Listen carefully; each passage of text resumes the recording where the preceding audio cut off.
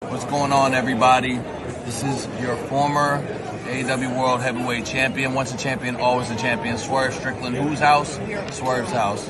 You're watching Tru Heel Heat podcast.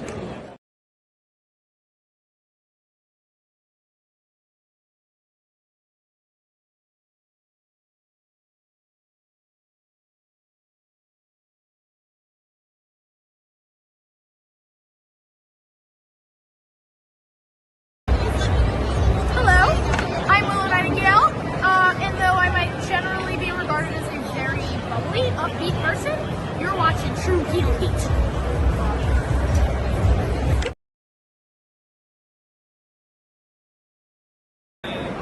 Yes, it is I, Holly Cameron, and I'm in your phones, but I'm also making an appearance on Tru Heel Heat. I've been told it's a fantastic podcast. Why haven't you had me on it then, huh? Where's my invitation? I think you guys need to feel the right. I'm at Comic-Con today, but I think we need to get some rap in the show. So let me know.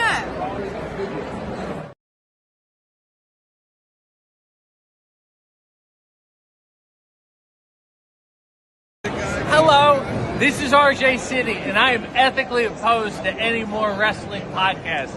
I don't know why you guys are talking about wrestling. It is a niche product. It is a very small industry. Yet, at this point, there's more wrestling podcasts than there are wrestlers. There is something wrong with society as a whole, but as you get smaller and smaller into wrestling, and then the wrestling podcast sphere, it gets even worse. And one such example, if I may turn on the microscope and look at the drudgery that happens to be Tru Heel Heat, SP3, Sid, this is your fault.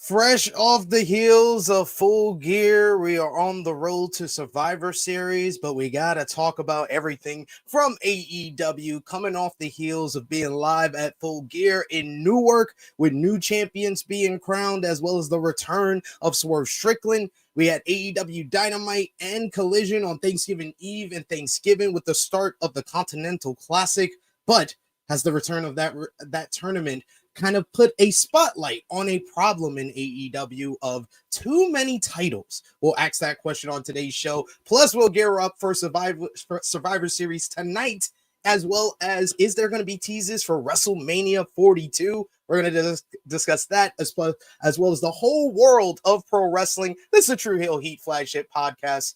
Let's hit the intro.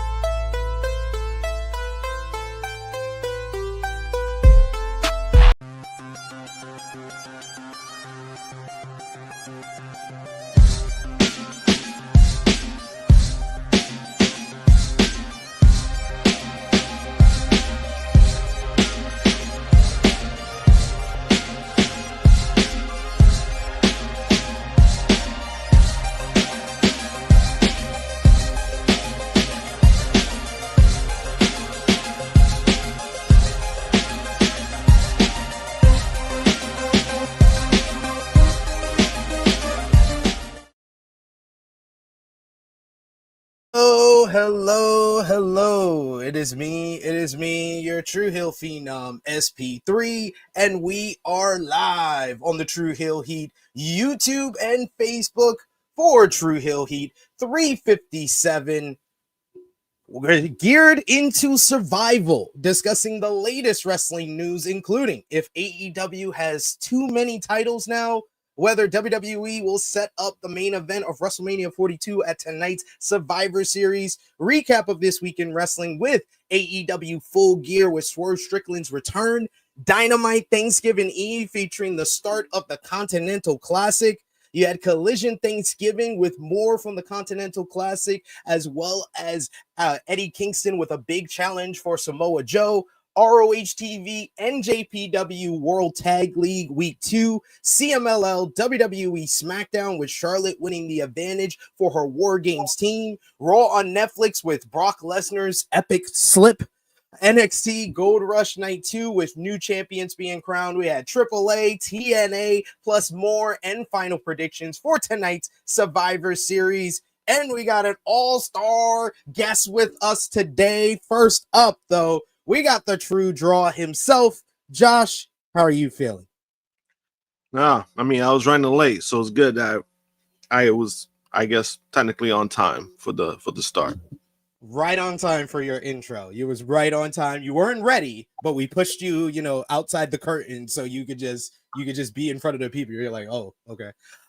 Then we got our special guest with us this week. You've seen her great work over at the Takedown on Sports Illustrated. She's got a podcast following every single episode of AEW Dynamite on her YouTube channel, as well as she's covering everything from NJPW to Stardom to Joshi World on her social media pages. The one and only Lyric Wrestling is back with us. How you doing, Lyric?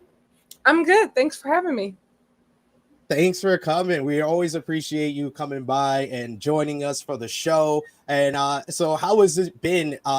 This is the first time we're actually having you on the show since you started off with Sports Illustrated. So how's that new role going for you? It's been really good. I always am up for a challenge. And so that was one of my goals this year, to challenge myself in more different areas. And I'm really happy about the opportunity, and I'm excited to take on more challenges. Love to see it. And we love to see all of you joining us today. Appreciate y'all for joining us live. Appreciate y'all for watching us on demand.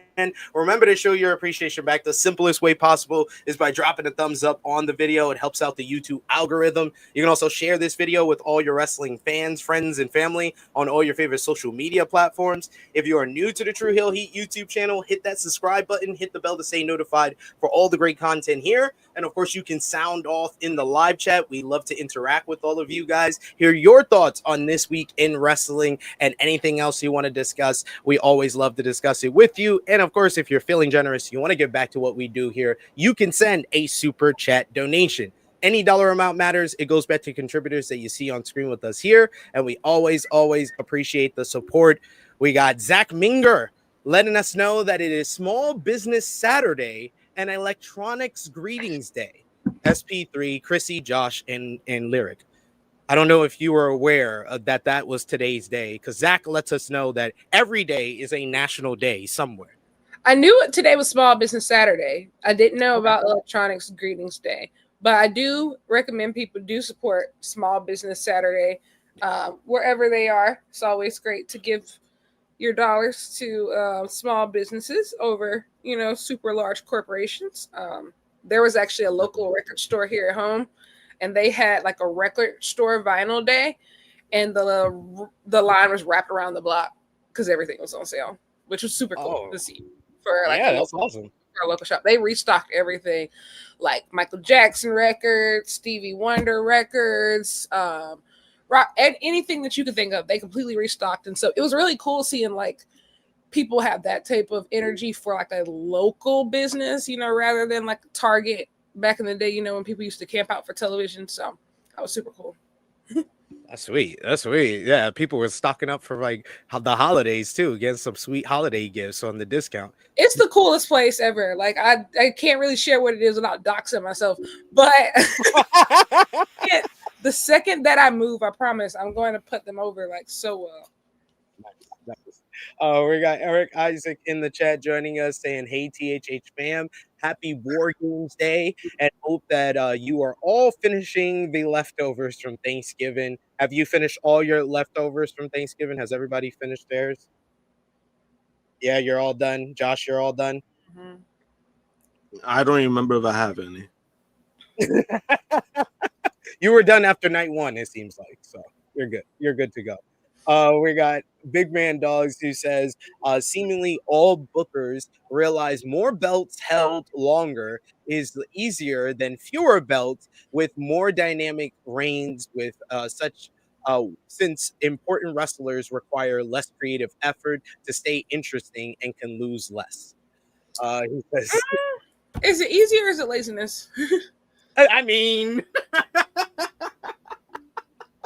it's like there are a lot more issues than adding more titles, but I agree. I think it's more laziness than anything from these bookers. Right? I want to get this straight because I saw somebody comment on our posts when we posted up. Just because we have in the title, does AEW have a too many titles problem? It seems to be an issue in the wrestling community. If you say one company has a problem, it means that you are saying other companies don't have problems. No, we are not saying that. WWE has too many titles. New Japan has too many titles. CMLL has way too many titles that I've never seen all of them. Like that's like we are not just putting a spotlight and saying AEW only has this problem. We are saying that they made the problem a lot more glaring this week. So I don't know, but we're going to talk about it more throughout this show here. We got also one of the members of the channel. It's been a member for 29 months. Vala, thank you so much for the support. He says, Anthony Rafiq Khan, unnecessarily complicating a title situation must be a day ending with Y. What a needlessly convoluted way to delay Tech versus Okada. That's what it really seems like more than anything. I don't know. I feel like even if there was no title involved in the Continental Classic, I think like they still were going to delay it to the end of the Continental Classic. And I think also the thing is they know the money behind that match. They know how much people want to see it. They also know you'll wait for it. I will say, like, I think there's a lot of different discussions to have about like the too many titles. But when it comes to Okada versus Takeshita, I don't mind them delaying that match because there's like people still actively want it. It'd be one thing if like I feel like the hype around it has died down over the last month or weeks, but in fact it's only gotten stronger. People are willing to wait for this match no matter where it comes. Now where these belts line up right now of who gets what, if I am slightly confused, I'm not gonna lie to you, but I guess this is like Tony's way of like creating his own Triple Crown, which sure. Because I don't know, like, can you even defend the international belt on its own anymore? Like, there's a lot of questions. There's a lot of there. I don't think that we've made everything completely linear, but that is one case where I'm not particularly angry at them delaying the match. Like, if that's the reason why they are doing this, then I'm fine. I'm fine with that reasoning. I don't think it's the right way to delay it. And I agree with you. I think that people are willing to wait. Like, I made the argument a couple of weeks ago on the show that I don't think it's going to happen at World's End. I don't think it's going to be the finals of the Continental Classic because the dynamic is so good right now and I think that it can become even richer with the fact that Okada is basically pulling what happened to him a decade ago to Takeshita at the Tokyo Dome. I agree. I think that is the one, and that's why watching other wrestling is important, because that is the one big question mark around World's End, to where like I can't just definitively say, oh yeah, Okada Takeshita is the final, just because there's a lot of different layers there with Takeshita both of them are walking into the dome in the top 2 matches. We don't know the order yet, but it seems like it's leaning towards Okada Tanahashi. Both of them are walking to the, like less than a week after that. And those top 2 matches, I know both of them want to keep both of them strong. I also don't think they lose any strength by losing to each other. But it's a very it's a very interesting and fragile situation. And honestly, in a lot of ways, as a fan, don't get me wrong, I think like the match would be great at World's End, but I think the match will be at its highest fever pitch after the Tokyo Dome, no matter what happens there. The emotion will be even higher. So there are a lot of questions. All right, you know what? Let's just do it again. I mean, I have no problem. Let's just do it again. That works too. Sounds good. Yeah. I think he's just trying to create this where it's going to be another unified matchup when Takeshita and Okada face again. That's what I think is going to happen, but we'll get more into that when we get into predictions for the C2. Got a bunch of love in the chat for Lyric here. We got I Make Beats saying great to see Lyric on here again. We also got Valub says, hey, it's our girl Lyric finally on the main pod or back on the main pod. We got I Make Beats is being sarcastic now, who says ain't seen SP3 since yesterday. It's been a minute. I know. I go a long time without seeing you guys. We got Christian Ramos, who says WWE equals 30 titles, AEW equals 19 titles. AEW could afford a women's trios belt. Yeah, like that's why I wanted to make that clear at the top of the show. All of these promotions have the problem. I don't think that New Japan has too many belts right now. For once, yeah, actually. For the first time in a while, I don't think New Japan has too many belts. I think every belt has a purpose in New Japan. I could see where you're coming from. Yeah, now the strong belts are something different, but they're about to. It seems like they're. It's like you read my mind when I was about. The reason why I didn't say anything about those is because it looks like they're about to unify those anyway. So like if they don't unify them at Wrestle Kingdom, yes, let's revisit this conversation. But it definitely looks like a lot of these strong belts are about to be absorbed. Well, and if they're not absorbed by, Wrestle Kingdom is probably an unfair timeline. I would say the New Beginning USA show in February, but it does seem, and I mean, I would argue that even though it's quote unquote an extra belt, the New Japan Strong Women's Championship it's its own brand at this point. Like it survives in its own universe. Part of Stardom, more than not even just a Stardom. It's just the fact that it's just had a lot more movement, I would say, than the other, belts. Like it's actually been used for the purpose that it was, created for, in the sense of rotating and being defended across, all of these different partner organizations. And I think Mercedes had a lot to do with that as well. So like there was a lot more movement with that belt compared to like some of the other strong belts. I don't think that I don't even think New Japan even knows that they have tag titles anymore. Because I was watching CMLL last night and I was like, why didn't Los Hermanos Chavez just defend the strong belts against Yuta and Garcia? Yeah. Rather than the tag titles. More sense. Don't get me wrong. Like, shout out to them for getting another defense, but it was odd. I think they forgot. I think they forgot they had the belt on TJP for the longest, but that's a whole other conversation. That's a whole I just think probably the issue more with New Japan is not too many titles, is that the titles are not well booked. The fact that we're going into a dome that doesn't have an IWGP Junior Heavyweight title matchup, and that's probably the second or third biggest title in this promotion, that's an issue. You are overly compilating. And especially when you don't have a global title match.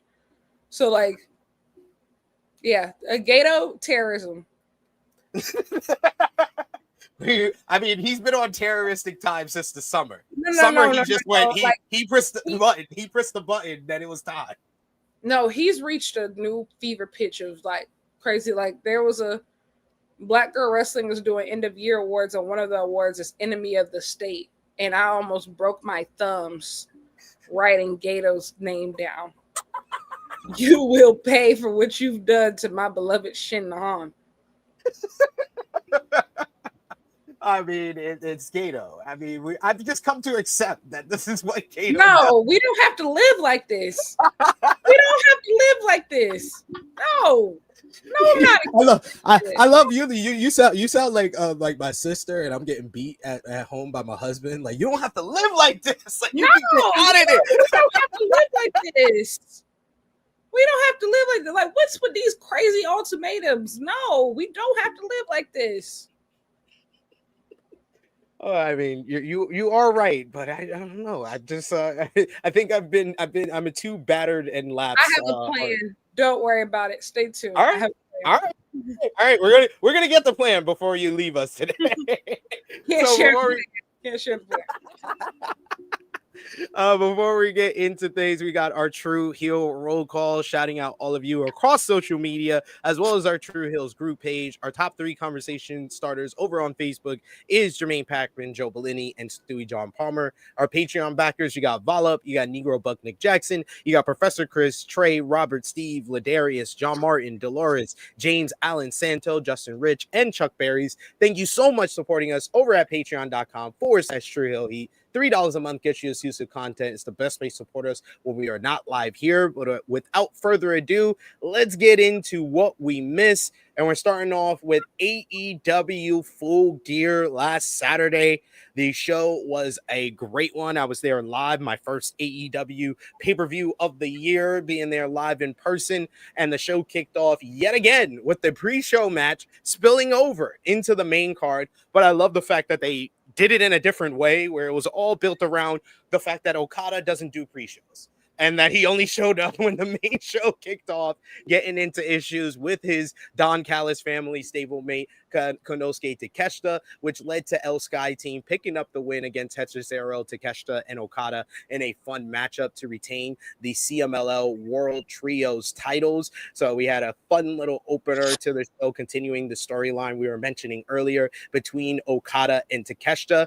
Then in the, I guess, official opener of Full Gear, it was Pac defeating Darby Allin in what was an excellent matchup. Of course, built around the fact that Pac said that he was the better wrestler than Darby, and then he decided to use a weapon and cheat to win, to pick up the victory here, as the Death Riders did not come away from Full Gear completely unscathed, as Pac's stablemate in the Death Riders and the leader of the Death Riders, former AEW World Champion Jon Moxley, he once again let his crew down as he tapped out to Kyle O'Reilly in a tremendous no-holds-barred matchup.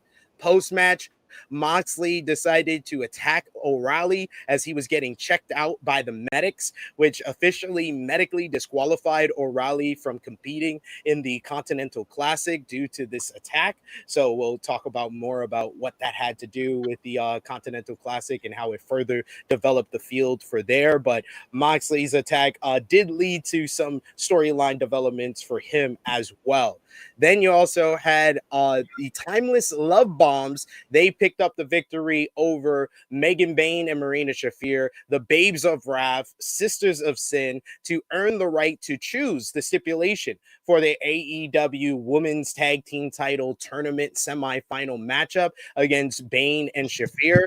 Mark Briscoe defeated Kyle Fletcher in what I thought was a splendid no disqualification matchup to finally win the big one for Jay and become the new TNT champion. Probably, I said it on our review, I'll say it here. This was the emotional high of the night for the people in the building. Like, this was the peak for everybody. They never got as emotionally invested into anything else outside of Mark Briscoe winning the title the rest of the night. But we did see some great matches as well the rest of the night. We had Young Bucks and Josh Alexander beat Jurassic Express and Kenny Omega in an awesome trios matchup to win $1 million. However, post-match, Don Callis family attacked Omega until the Young Bucks chose their friendship with Kenny over the money and helped him fight off the faction. Then Omega and the Young Bucks hugged it out to reunite the Elite to the joy of the fans in attendance. In a juxtaposition to that, we're not too pleased with FTR defeating Brodito in what I thought was an absolutely phenomenal tag team bout to win the AEW World Tag Team Championships. FTR are now 11-time World Tag Team Champions and 3-time AEW World Tag Team Champions following this victory and a great performance by both Bandito and Brody King. And then you also had Chris Statlander defeated Mercedes Mone in what was a superb encounter to retain the AEW Women's World Championship. Mercedes and Statlander completing what I think is the best female wrestling trilogy in AEW history. And then finally, it was the main event. You had Samoa Joe finally become a 2-time champion in one promotion. He had never done this before. Samoa Joe becomes a 2-time AEW World Champion by beating Hangman Adam Page inside of a 15-foot high steel cage. A bloody matchup as he won the AEW World Championship, thanks in large part to Hook turning on Hangman, turning heel and rejoining the Ops, hitting him with the title before Joe hit the Muscle Buster on top of the title to pick up the victory. And then post-match, Joe, Hook, and Powerhouse Hobbs, as the rest of the Ops dojo celebrated until Swerve Strickland made his return to AEW for the first time since August to fight off the Ops and stand tall with Hangman to close the show as they fought off the Ops dojo mates with the rest of the Ops watching on from the stage. So a very dramatic, a very notable and memorable ending to AEW Full Gear 2025. Lyric, what was your overall thoughts on last Saturday's pay-per-view? I actually enjoyed the show. Not my favorite pay-per-view of the year, not my least favorite pay-per-view of the year. I think that there was good stuff. I think that the crowd sucked. No offense for a lot of it. And like specifically for Mercedes versus Statlander, like I think that match, but I don't put it all on the crowd because I think that this was perhaps maybe the worst paced card the AEW has done all year. I don't know who structured it, but the structuring of this card was absolutely awful. Like the match order, especially spacing out like the pure wrestling matches with the stipulation matches and like how it just definitely could have been. I think card order could have done a lot of heavy lifting, and you could tell that it was not there. But I liked Mox versus Kyle a lot. Excuse me. I liked Mark Briscoe versus Kyle a lot. I liked I think that the openers of like having like the tailgate brawl cut into like the opener is really cool. I think Okada and Mystico are just, last of a dying breed. That I think that was just, it was really funny. Obviously, I know some people were disappointed that they didn't have like the full 25-minute match that I think folks wanted, but they gave a little bit of aura farming, nothing major. What else happened? I think those were my biggest. Oh yeah, I mean the main event. Listen, I am a ride or die Hangman FC fan. But you'll never see me get mad at Samoa Joe. I think what AEW has done with Joe, this is what I like to call ethical stat padding. We are ethically stat padding. We are stat padding for this GOAT campaign. It is what it is.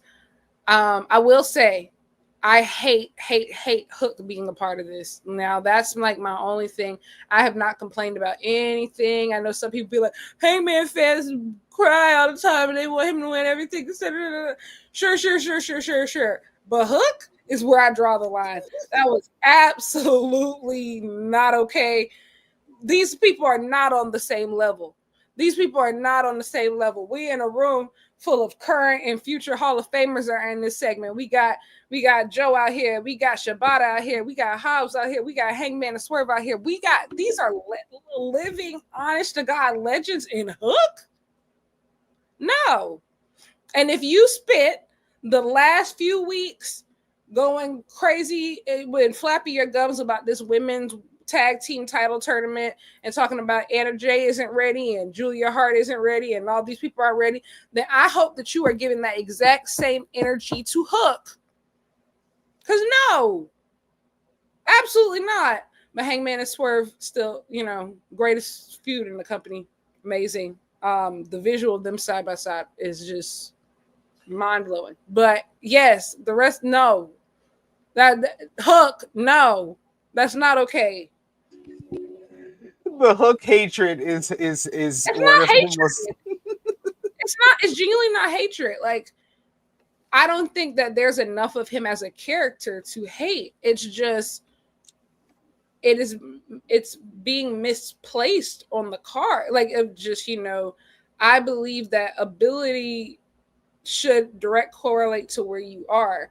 There's no way that Hook is in a world title scene and guys like Kevin Knight are not.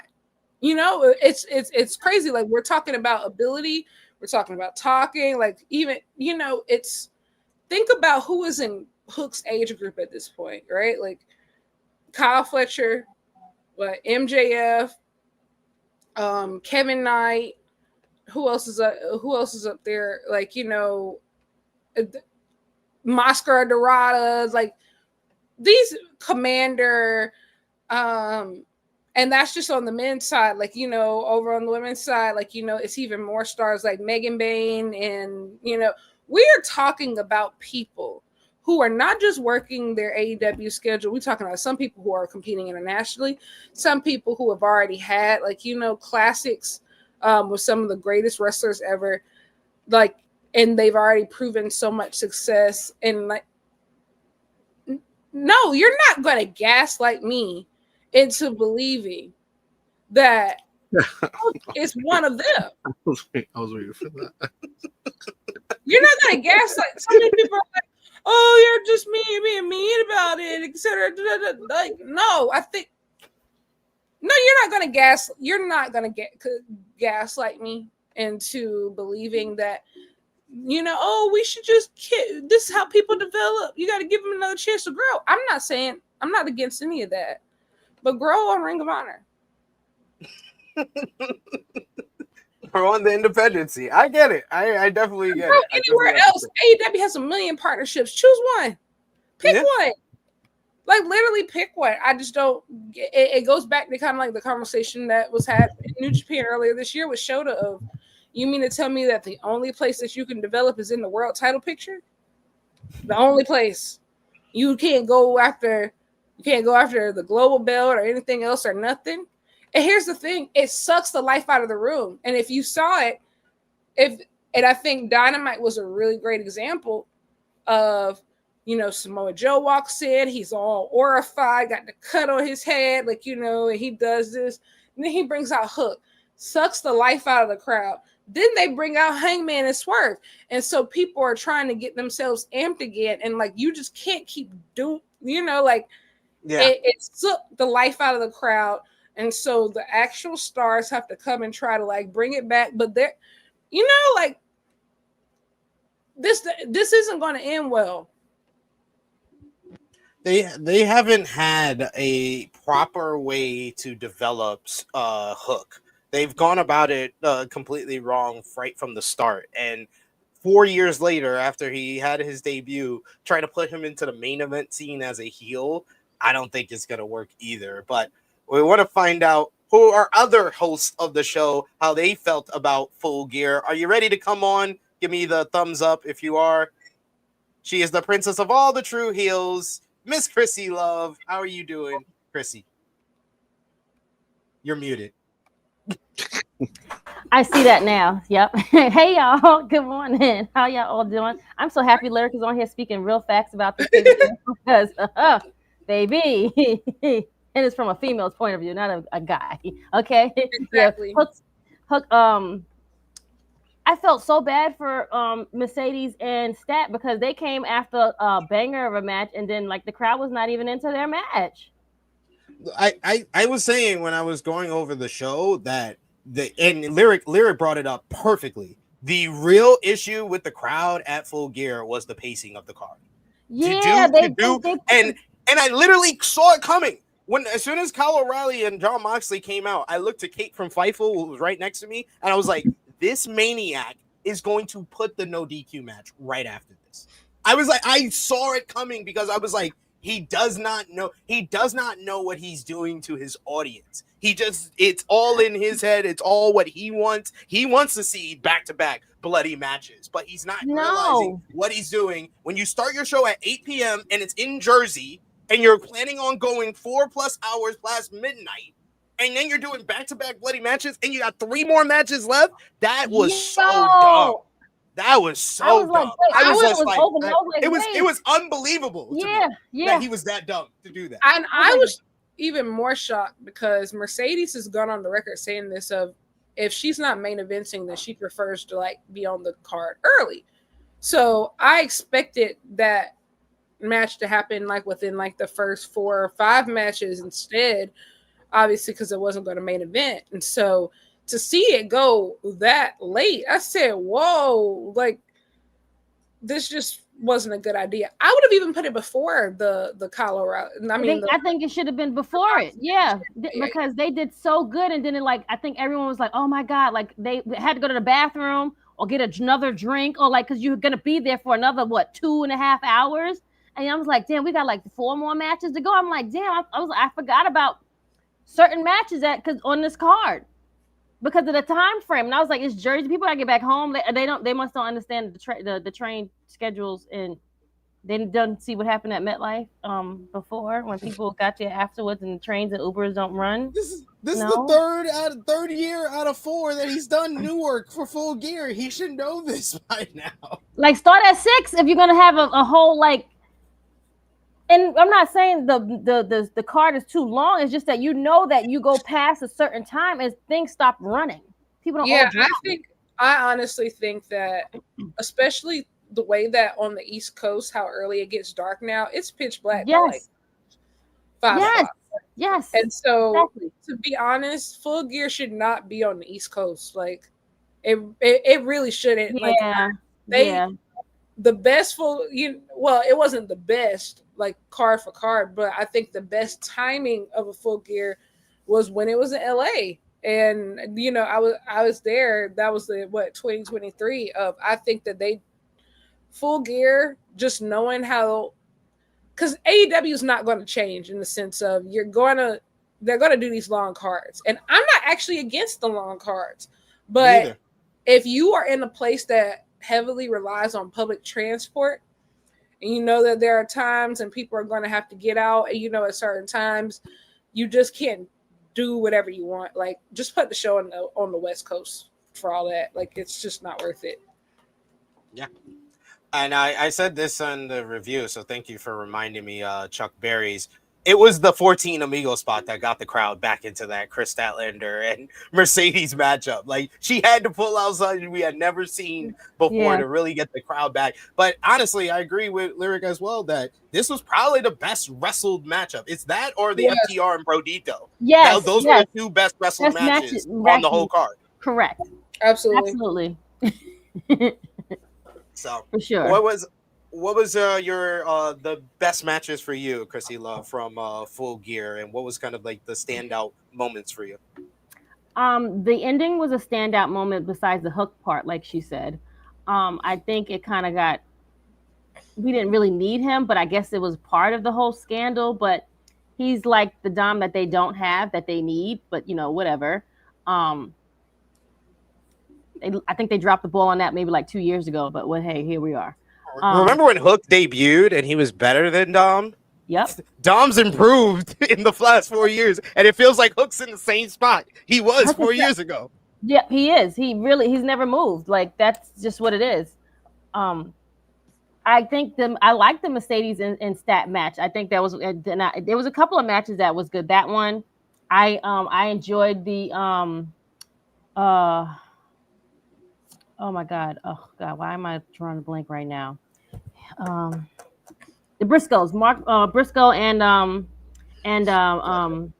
yes, I thought that match was great, and all the bumps that he took. Oh my god, like you better have let that man win. The timing on that froggy bow was amazing to watch live. Yes, It was I'm amazing. sure it was better for you to see it than on the TV itself.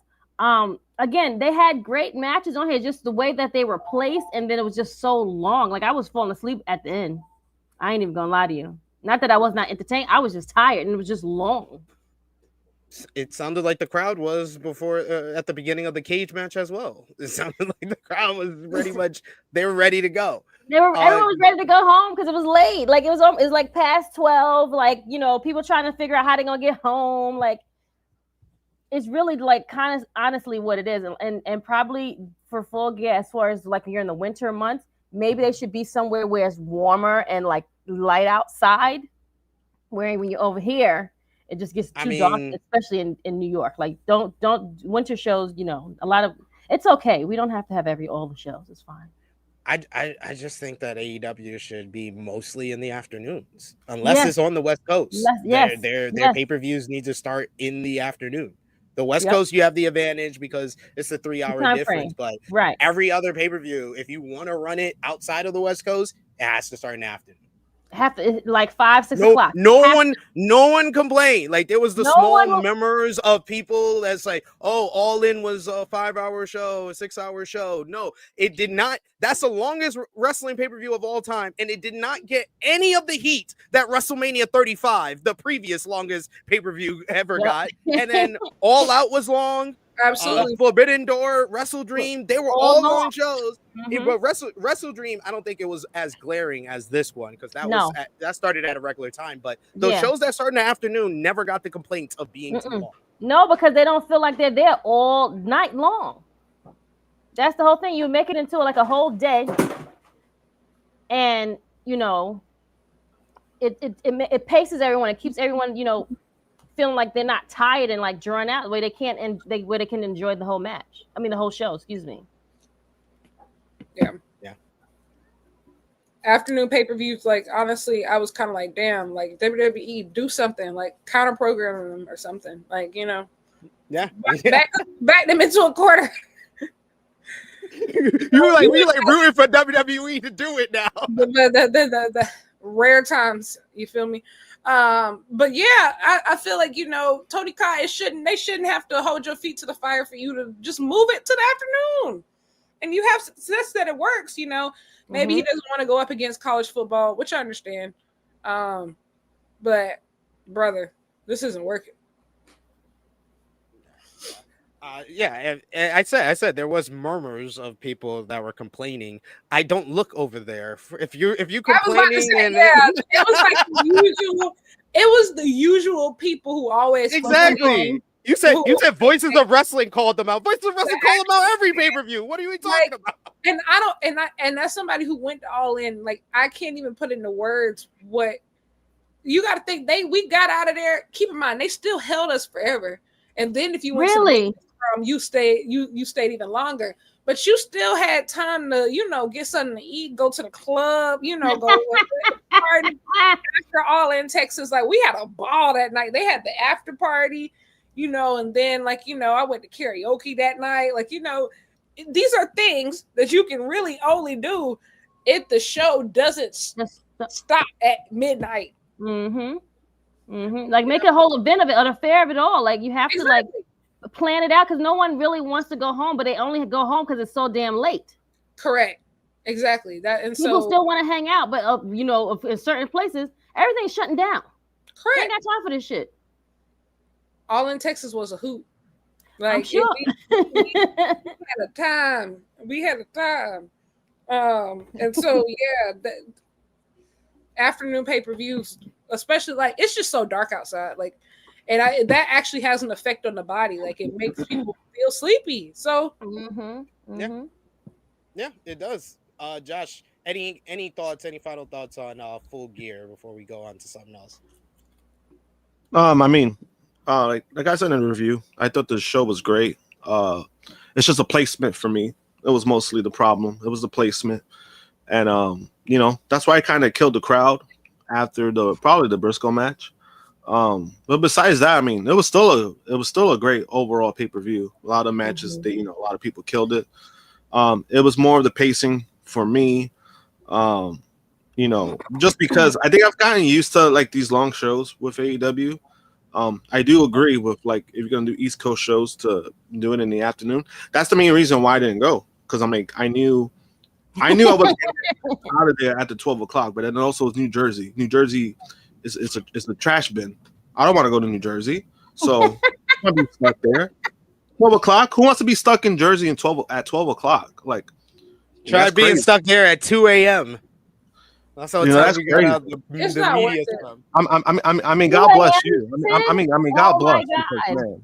I mean, God bless because yo, I would have crashed out. I was stuck in Jersey that long. Like, you know, I was one of the people that raised their hand at the end when he was like, "Did everybody get the question that they wanted to ask?" And I still had my hand raised and I didn't ask my question, but it was 1:59. I was like, you know what? It's not that important. If you've never been in a scrum, like if you've never been in a scrum, you would not understand. Like after the pay-per-view has been over 4 hours, you get to the media scrum. It's essentially midnight. Then it takes about 30 to 45 minutes for it to start. And then once it starts, you know, the talent portions will be pretty, because like, you know, they're maybe taking 3 questions each. But when Tony starts talking and starts just talking, he's just ranting. He's just running on and on and on. He's just going. You know, I don't know if y'all could hear it on the media scrub for All in Texas. This, keep in mind, this is an afternoon start. They had to ask him, "Hey, Tony, please let them go so they could go to the after party, please." He was legit giving us a recap of Dustin Rhodes' entire career in WCW. Like he was rattling off facts. It was crazy. It was crazy. Like it was crazy. And don't get me wrong, it is impressive.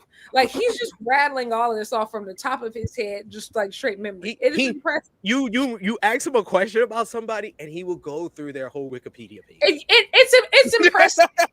It's slightly terrifying, but also like when you've been in a stadium for over 8 hours. Just it feels like you're being held hostage. They said, please. Yes, he starts yapping about Jim Crockett Promotions. And so, like I said, that was what a 1 o'clock start. So I can't imagine one time at one of those West Coast shows, he literally said it was the first Wrestle Dream. We're in a hockey stadium. We are in a hockey arena. It is freezing cold, by the way, in there. It's freezing cold. He says, "Oh, we're a West Coast stop, so we can take as much time as we want, guys." No way. He got excited. And the crazy thing is, I told myself that, wow, I'm going to have time to like go eat and everything, because I had a flight. Like I had to go to the airport. I knew I had to go to the airport like 5 a.m. to get out of there.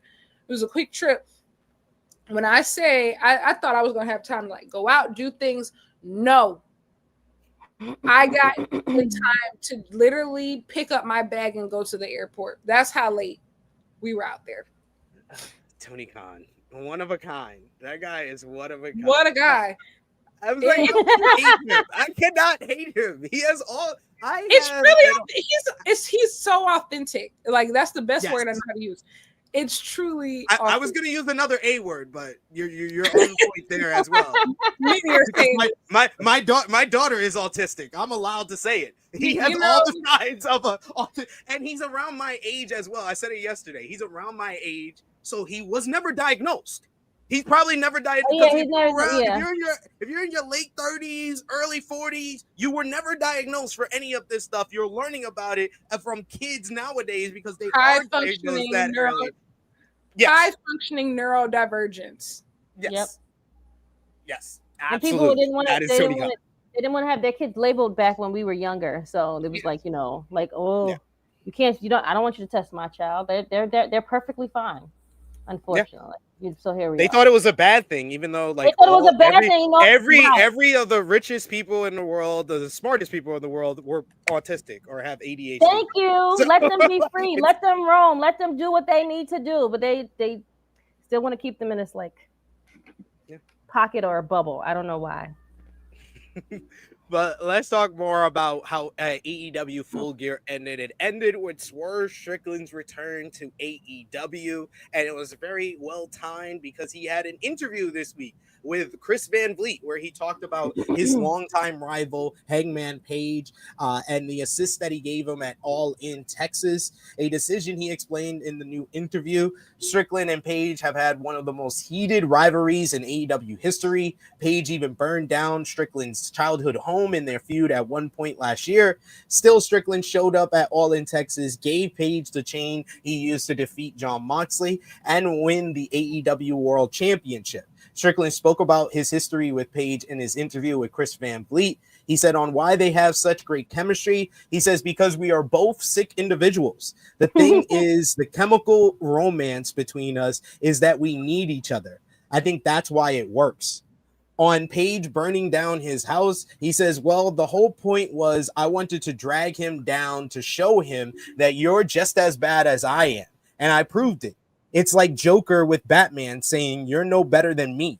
They just glorify you for what you do. Deep down, you're just as willing or just as dirty as I am.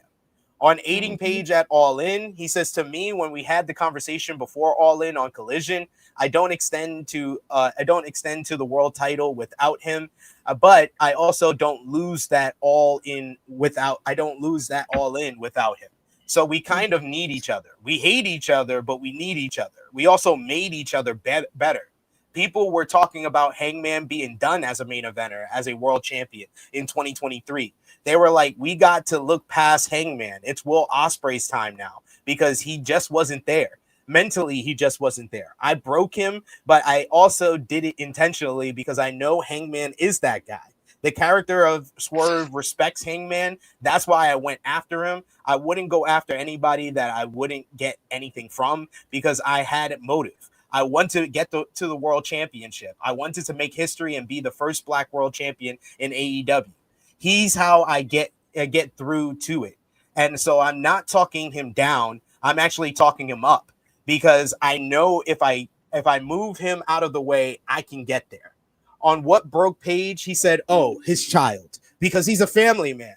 Because the week prior to that, I had a #1 contendership match with Bryan Danielson, which is the 2 times I've lost to Bryan Danielson was because of Hangman Page. So I had the crown. He takes the crown from me, and Bryan Danielson beats me. So he took me away from a title opportunity. So I'm going to take something from him.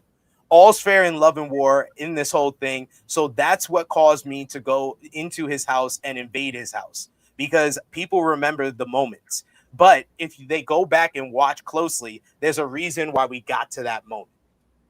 And then, of course, Swerve made the save for Hangman at Full Gear against the Ops. So, Lyric, what was your thoughts on Hangman making the save for Swerve making the save for Hangman at the end of Full Gear? What do you think about Swerve's comments here? And do you think AEW needs to give us an explanation of why they're working together now against the Ops? Because I felt like it made sense against the Death Riders because they made both of their lives a living hell. But do they need to kind of explain why he's helping them against the Ops now? I think that one, Swerve's comments were, I think, spot on.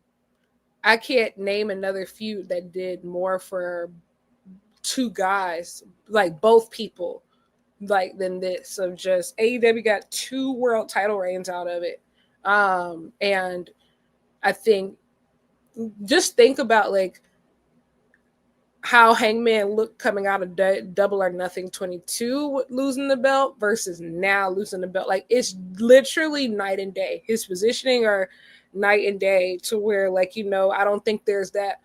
I mean, of course you'll have like some people who are going there, but like, I don't think there's as much of the doom and gloom of, oh my God, he's never going to be a champion again. And so, like, it's just not, it's not there. And like, those two just have incredible chemistry. But I also think, like, at the same time, I think it makes more than enough sense for them to work together. Of like, Hangman doesn't really have any friends. Let's start there. Clearly, he clearly doesn't have any friends. But two, they know each other better than anybody at this point. They've gotten there, and then I think especially with the loss of Ospreay, who kind of like pushed himself in as like the peacemaker of, yeah. I mean, I think it makes sense. Do we need an explanation for it eventually? Absolutely. But I do think that we'll get that explanation. I think even now they're saying a lot without using words. Like, even I think on Dynamite, they're wearing the same clothes that they wore during the triple threat, the build to the triple threat with Samoa Joe at Revolution last year, if anybody's know, like the all black and everything. And they are in tune and in sync, and they're not looking at each other throughout any of this, of like with their movements, with the chain and everything. It's just a proof of just how intertwined like they've become. And so I think that was the thing that always really endeared this feud. Of it was the things that, yeah, they've had great promos, but they've also so much of this has been on nonverbal communication. And so I think that that's what they're relying on now. As for Full Gear, I think, like I said, the hook of it all just puts a nasty taste in my mouth. But I think it was a really powerful moment. And I think that it really shook up the world title scene to where people were really talking about, okay, what happens now? Like, there's a whole different leg of possibilities. Like, are they going to go on a tag run? Are they both going to go challenge like for the world title, or what's going to happen? And I think that as much as I enjoyed the Hangman reign, like, there were just so few top guys left, I think, for him to work. And so like now there's just so many possibilities. Right. And I think to get anybody, to get people really invested in your world title picture at this time of year when a lot of wrestling fans are burnt out. And I think it just speaks volumes about it. Oh my God, how big these guys have become. Like, they, like, these two, Will Ospreay, like, they really built, they built their own feeling inside of AEW. And so I'm excited to see where they take it. Yeah, I totally agree with you. And yeah. I was saying this after kind of Full Gear. I was like, people were upset about Hangman losing the title, and we were kind of forgot. It was never going to happen. This was never that was not the original plan. This was a pivot. This was a pivot to begin with. So I think people didn't appreciate the fact that with limited people around and everybody injured, he took the ball and he was able to carry it for 4 months. He elevated Kyle Fletcher in the process, finished off his rivalry with MJF, where in that rivalry in the title feud, they were also doing a job of elevating Mark Briscoe in the process of that as well. And then he had the whole program with Joe. I thought the second half of the Joe program could have been better, and they could have made more sense of like the MJF stuff with the contract and everything. But outside of that, I was like, everything Hangman did was great. That's why I rate the reign very well. But I think that this was the original plan. I think the original plan was going to be Hangman and Swerve versus the Bucks at All In. And now they're just going back to Hangman and Swerve as the story that they're going with now that he doesn't have the title. Which is, hey, I'm not against it. And I it's much better now. Now, I will say, I do think that one mistake the AEW has made, and is the only match that they haven't had is a match for the world title. And I would have liked to see them have a match for the world title before, obviously, like, it's not over. They can always do it again at some point, but this feud has carried the company, like, you know, in so many different ways, so many times. Like, it was that story that really carried the road to All In, you know, like, you know, carried the road to All In during in the MJF's title reign. You know, Swerve and Hangman really kind of carried that as well. Even some, in a lot of ways, you could say that the Swerve and Hangman feud carried the road to All In Wembley when Bryan Danielson was headlining, because he was barely on TV a lot of weeks, you know. And so I think, you know, they still haven't really had that big world title headliner and maybe that comes later.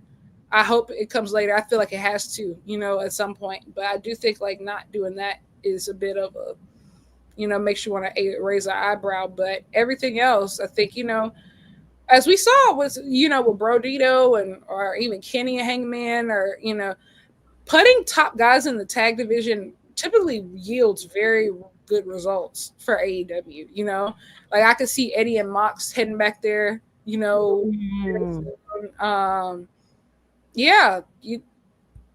Why not? Yeah, I agree. I definitely agree there. Krssi Luv, what do you think about the Hangman and Swerve partnership that we've seen since Full Gear? I like it. Again, like you said, Hangman did great for his reign for 4 months. Again, they had to pivot because we had a lot of people that were here and they got injured, and they like had to pivot and change stories around and you know, and he did a great job. But again, there was really no one else really for him else to like go against at this point in time. So for him to now be in a tag with Swerve is actually a good pivot and storyline for them two now, and let Joe have the reins for a little while and let him wreak havoc and go and do some things and have the, you know, those two guys go and like, you know, partner up and do some great stuff together, which I'm sure they're gonna be able to do, that we probably didn't have on our bingo, you know, our bingo card. But here we are, and I'm excited to see what happens after now. We got I Make Beast bringing up the fact that 2 years ago, Hangman drank Swerve's blood at Full Gear. Pretty cool to see them side by side at the end of this Full Gear. Yeah, 100%. That was what I thought at the end of the show. And I did also note what Lyric said earlier at the end of the show, because I know that the show closed, Full Gear closed with them standing next to each other. But I told everybody that would listen, I was like, it's very notable. Once the cameras cut, they did not look at each other even then. They just went out the ring separate ways. They never looked at each other. Yeah. I was like, that's storytelling right there. That's storytelling. Keeping it going. Josh, what about you? What do you think about Hangman and Swerve, and what do you think the future holds for them? Do you think that Lyric's right? Maybe we get them in the AEW tag team title picture. I don't know if they're gonna be in a tag team title picture, but I don't mind the pairing right now. It makes sense storyline wise. As far as where to go from there, there's a lot of things you could do that really wouldn't hurt none of these guys. Like if you decide to put them in a tag team and work together for a while, I really wouldn't mind that, because I do agree with a lot of these teams that when they get thrown in, ends up working out. You know, we've seen it time to time again, and Swerve was in that situation when he was with Keith Lee, so it wouldn't be too far, you know, it wouldn't really hurt him that much, especially now being the star that he is. So as far as that, I mean, where both of them go, I think eventually you know, they'll work together, but eventually we will have another matchup. It's just a matter of how we will get there between them. I agree with Lyric, though. It needs to be for the AEW World Championship. That's like the glaring thing that's missing from that feud here. And I wish they would have happened in this Hangman feud. Maybe it would have. Maybe all out. If Swerve wasn't injured, that was going to be the matchup, because we know how Fletcher was. Yeah. Because I know they said like the report was Wardlow was supposed to be, but that never made sense to me. It would make more sense if it was Swerve. Mm-hmm. Yeah, the Wardlow thing just would have been a thrown in. That would have been like a filler. Like, hey, let's just have somebody the title contender of the month. Like that's all that would have been. But there is someone else who has been a talk of the town in AEW with only one appearance throughout of 2025. and that is Andrade El Idolo. As previously reported, former WWE star Andrade is said to be facing a 1-year non-compete clause due to a breach of contract. Recently, there's been some speculation that Andrade might still be able to take bookings outside of the U.S. and that his WWE non-compete period is for U.S. television only. However, the latest Fightful Select Answers Q&A casts some doubt on that. Speaking on the Fightful weekly Q&A podcast, Sean Ross Sapp said that he's under the impression that Andrade El Idolo has a worldwide non-compete clause. Case in point, if it wasn't worldwide, he'd likely be taking bookings right now in NJPW and CMLL. Sapp also noted that he's never seen WWE use a non-compete that only covered the United States. As previously noted, Sapp also reported earlier this month that people are looking into the matter regarding Andrade's contract. It's unknown exactly who is looking into the subject or in what capacity. Additionally, the Wrestling Observer newsletter also reported that others claim that Andrade's non-compete clause covers worldwide bookings and not just the U.S., and Andrade only worked one show in Mexico for the Crash in October following his WWE release. Fightful and Wrestling Observer newsletter both believe the non-compete would likely hold up in court if it was challenged. Then Andrade spoke out to address his exit from WWE and the headline-grabbing non-compete clause that he's under.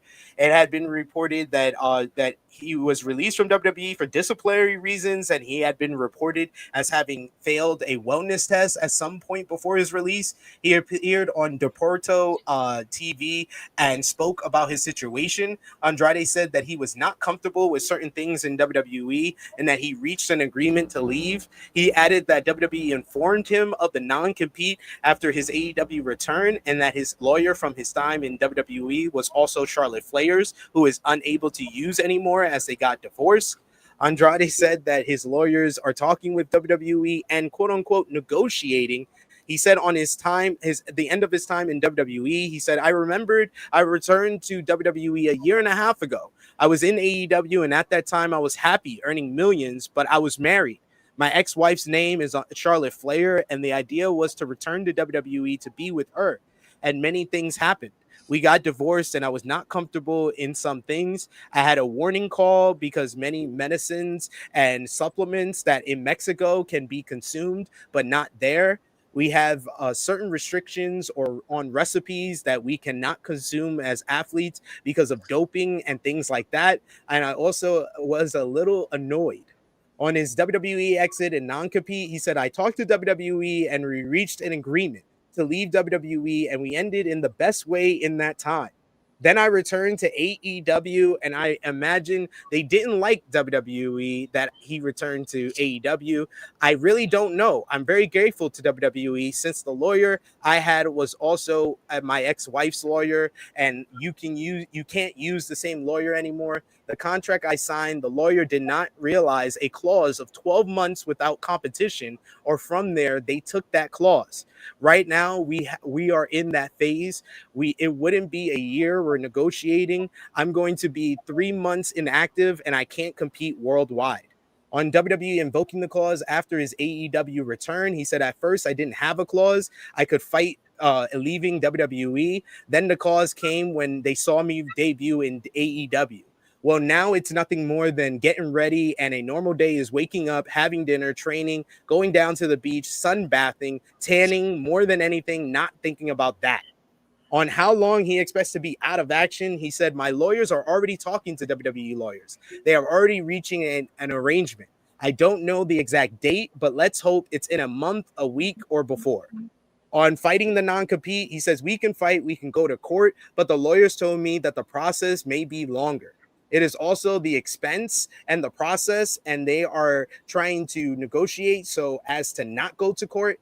They have reached a good arrangement and are doing things better. I think I have a date and my lawyer too, but it remains for WWE to officially sign it to say, okay, this is the day Andrade returns to the ring. Lyric, what have you been thinking about all this Andrade El Idolo drama ever since he returned to AEW on the 6th anniversary back in October, and his recent comments about the non-compete? I actually think that this should be a much more it should be a much bigger story, and not because of Andrade, but because of like the contract. Like, this is crazy, you know. Like, I think especially in a wrestling business, there's only 2, you know, major television companies to work. Like, this should ring red flags for everybody, especially for wrestlers as independent contractors. The fact that a company like, what do you mean a 1-year non-compete? A global ban. This is your livelihood. This is how you make money. This is something that you've been doing for well over decades at this point. This is a problem. Like, you know, like even like you take out all the tribalism, like this ain't no funny shit. Like this is actually crazy. Like imagine right now if like your job, like your profession, like imagine going to school for something, getting a degree for something, qualifying for something, you leave a job and they said, actually, you can't go get another one.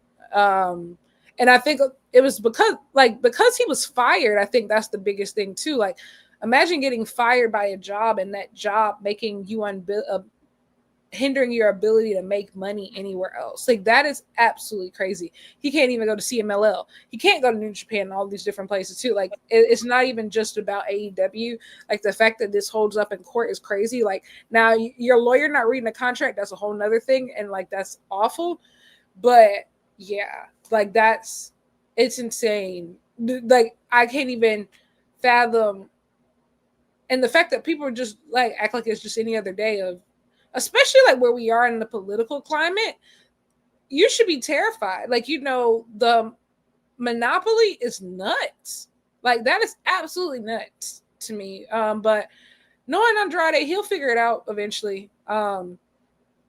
He's resourceful and he's a cockroach in the sense of he won't die. Like, you know, like he's always gonna find a job. I will say though, he'd be an idiot if he ever went back to WWE at this point. Like, you know, I think like he found it really cool to like jump between companies and hey, it was fun, it was cool, I think, for a while. But after this, brother, you need to sit down. You already broke Jeff Jarrett's record. There's no reason to like stat pad. You stat padding at that point. Like you already broke the record. You don't need to go back there. You said the main reason you went back there was because of your wife. That's over now. Like, there's no reason, especially with this whole contract situation, and that there's this hidden clause in there. And also too, really quickly, and like I don't want to say the word, but there's definitely a word for why is it suddenly all about Andrade's violations, like, you know, wellness policy? Like, I remember, you know, I've been a wrestling fan long enough. I remember when they used to drop those things on WWE.com. Such and such has been suspended for 30 days. Such and such has been suspended for 30 days. It wasn't even that far back. 2016, you know, Roman Reigns was on the WWE.com. Randy Orton used to get suspended all the time. Jeff Hart, everybody, right? And so now we're at this point to where it's Andrade. Meanwhile, I can see right now Brock Lesnar, AJ Styles look like they've been stuffed with horse tranquilizers. And you mean to tell me that Andrade, who was barely on TV, is the problem? No. They had to find a reason because they just don't want to. They don't like him, and Charlotte is there. I'm telling you, it's all conspiracy. I think it's linked some kind of way. Like, my thing is also too, by all means, let him go, right? But let him go. He can't have nothing. He can't nothing. Work. No, terrible. And doesn't he have a kid? Yes, he does. He had a kid that Charlotte apparently didn't know about or whatever. That's where this all stems from. Yeah, this is what it is. She wants this man to suffer. But Larry's 100% right. There's parts of this story that people need to be talking about even more, is that this is a theme that WWE does. When someone gets released, or they release and they say something bad about them, or they're gone in the wrong way, they always say something. Keith Lee was getting reports from WWE saying that, oh, he was lazy, he wouldn't lose weight. Like, Keith Lee's one of the nicest guys ever. Like, come on. This should be a mainstream media story of just like some business journals need to like pick it up of like, this is crazy. 1 year non-compete in your industry, international non-compete. It's unreal. It can't hold up in court. I know Observer and Fightful, like, how can that hold up in court? And I would definitely fire my lawyer if I signed something and they didn't tell me about that beforehand. But I was also bringing up, like, this whole, like, WWE has a theme of doing the smear campaign. Like I always said back in like 2021 when Adam Cole made the choice to leave WWE and go to AEW. I said from there, I was like, I think they are the one that told the sources they wanted him to be the manager for Keith Lee, to basically be like, we never even really wanted him. We wanted him as a manager. So what? He's not a big loss. They do this. Like, they do it in different ways, and it depends on how you leave. But 9 times out of 10, if you leave and you're going to the AEW, they will smear campaign you. They will say something went wrong. We didn't really want you, or you had a drug problem, or you had a weight problem. This is what they always do. It's crazy. It's crazy. But the 1 year non-compete, I can't believe that they're getting away with this. It's literally, and like people like to be like, wait, AEW does stuff too. AEW does too. I want people to understand AEW doesn't even yet carry the level of power to be able to do those type of things to people and not get any ramifications from it. Like, that comes from decades of being a monopoly and power, and to where you know for a fact that people rarely will ever challenge, the things that you do. Like, even stuff like, for example, like the recent lawsuit, right? Kevin Kelly and, like, the twins, right? Of, it's certain ways that y'all will play with AEW that you would never play with WWE. Like, people, right? That part, yeah. People don't even try them like that. Like, AEW still has. Don't get me wrong, they have the money. Like, yes, they are. Yes, they are valued as $1 billion company, 1,000%. But as far as, like, the industry recognition and the fear that a long-term monopoly can put into people, AEW not there yet. They're not cut like that. Yeah. Not even close. They're not even cut close. Like that. They don't no. Yeah. We're going into year 7. They're very far away from that. Correct. Like, absolutely. Like, they're not even in the same stratosphere when it comes to stuff like this right now. Not even. Yep. So one final note before we get into Dynamite and Collision this week. Well, 2 notes. We got a report about Mercedes Mone coming off the loss at Full Gear. AEW star and reigning TBS champion Mercedes Mone has only had a handful of losses in AEW, with many fans believing that the wrestler often refuses to lose or do the job. However, this once again has been confirmed to not be the case, as explained by Dave Meltzer during Tuesday's Wrestling Observer Radio. Regarding a fan question about the Hurt Syndicate getting Miro and Aleister Black treatment or like vibes from the wrestlers, Dave Meltzer took note of how Bobby Lashley has not taken any pinfall losses in AEW, and he and Shelton Benjamin didn't make it into the Continental Classic tournament. Meltzer explained how being in the tournament means you have to lose some matches unless you are the winner. Meltzer stated on Lashley, you can tell the guys who don't want to lose, or that Tony, whatever, you can see it. They all deny it, but you can watch the booking. However, one wrestler who apparently never takes issue with losing or how she's booked in AEW is Mercedes Mone. Meltzer explained that Mone holding the TBS title for 545 days and holding 13 belts across multiple promotions is not because she refuses to lose. Meltzer continued, I know some people jump on Mercedes, but Mercedes loses when the time is right. And I've never heard of any problems with Mercedes losing, but you shouldn't be beating Mercedes often. Mercedes has notably lost in AEW Women's World Title bouts, including against Timeless Toni Storm and Chris Statlander at Full Gear. Meltzer speculated that Lashley and Shelton Benjamin's situations are different from that of Miro and Aleister Black, because the latter were likely trying to protect themselves before returning to WWE. Meanwhile, Meltzer stated that he doesn't think Lashley and Benjamin are looking to return to WWE at this point for various factors, including their ages. It also was reported earlier by the Wrestling Observer newsletter that Mercedes Mone was willing to lose to Athena in the Owen Hart Foundation tournament. However, Mone won the matchup and went on to win the tournament and face Toni Storm at All In Texas, where she lost to her first loss in AEW. What do you think about the kind of the stigma around Mercedes Mone and the Hurt Syndicate? More often than not, the Hurt Syndicate more than Mercedes. But what do you think about the stigma that they are getting kind of the Aleister Black Miro treatment in AEW, Lyric? I'm gonna be honest. I think that it's disrespectful to even compare them to Aleister Black. Like, we're talking about legends in this business. These are legends, you know. Now, Hurt Syndicate, do they be avoiding pins? Absolutely, 1000%. I'm not disputing that, but that doesn't make them like Miro, Aleister Black. That just makes them, 50-year-old wrestlers. It is what it is. Big Bob don't do jobs, and that's why he couldn't be in the Continental Classic. Whoop-de-doo. Now, when it comes to Mercedes, I think there's misogyny, sexism, racism. You take your pick. But also, too, I think that people don't understand of these companies are not even asking Mercedes to lose.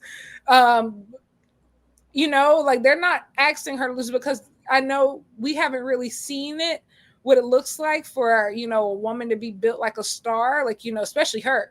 Because, I think she had a reputation for being a pin eater, Sasha Banks was a loser.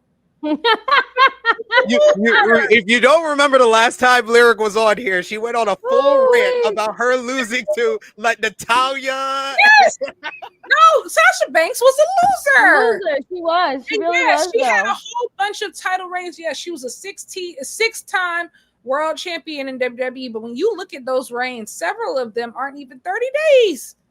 Sasha Banks was a loser, a glorified pin eater. What, them last 3 years? Unfortunately, we're not wasting our prime anymore. We're not wasting our prime anymore. We will not be wasting our prime anymore. I don't know what else to tell you. It come with a moneymaker. Cry harder. But no, like Mercedes I don't think people understand how much responsibility she's taking on. There are at least 13, 14 companies who are depending on her to stay healthy right now. That is a lot. Depending on her to stay healthy, depending on her to stay in peak and ring shape, depending on her to remain a draw, depending on her to do all the bells and whistles that comes with Mercedes, when she comes to their promotion, the custom gears, the custom wigs, the everything. Everything, money. Depending on her, it's a lot to carry all of that. She can't even go to the airport by herself. But she has done work to be able to carry the things that she has asked for. And that is the difference. Nobody else could do this. And Willow and Harley Cameron talked about that interview of just, she is doing the work. She is constantly training. She's doing, all the things. And when she has lost, it has made sense. Tony, made sense. Chris Statlander made sense. There are, and here's the thing. And one thing about Mercedes wrestling so many people is because you've gotten such a wide breadth of like the women's wrestling landscape. So we can even look at this list now. We could say like, okay, who is actually worth spinning the block and me beating Mercedes? Willow Nightingale has to get there at one point. Over in CMLL, Persephone needs to get that win back. Even over in Rev Pro, Kanji, has to get that win. I think those are like the top three. They have positioned those people very well to. Absolutely. It seems obvious those are the next people that are beating her in those particular promotions. Mina Shirakawa is going to eventually, Mina will win eventually. Like I firmly do believe that. But you can also see some other people she's wrestled is just like, no, you will not be pinning my glorious CEO. You will look up at the lights. Look up at the lights, you know, like even losing the Mercedes. And I think they did a really good job of it going full gear to full gear. Last year, look at Kris Statlander versus look at Kris Statlander now. Like, you know, even you could say even to an extent with Willow, last year's Double or Nothing to this year's Double or Nothing. Willow's in the world title scene, the first woman in Anarchy in the Arena. You know, of these women have moved, up, you know, moved up the card. Now, does she need to win that TBS title or something soon? Badly, quickly, absolutely. But, you know, you can't deny the results. Look at this women's division now versus where it was, you know, a year ago. Like, it's results. You know, see what she did for CMLL. The highest attended women's wrestling show in 7.5 years. She headlined in Arena Mexico. Who and people are like they're tired of her. But who realistically can replace her at this moment in time? You say the indies are dying. You say the indies are dead. Who's bringing attention to the indies? Exactly. Who's the top draw in the indies this year? It's probably Mercedes Mone. Absolutely. Yep. And think about it of, you know, the standard that she set. Like the girls who really want to be like at the top of AEW, everybody's working indies and internationally now.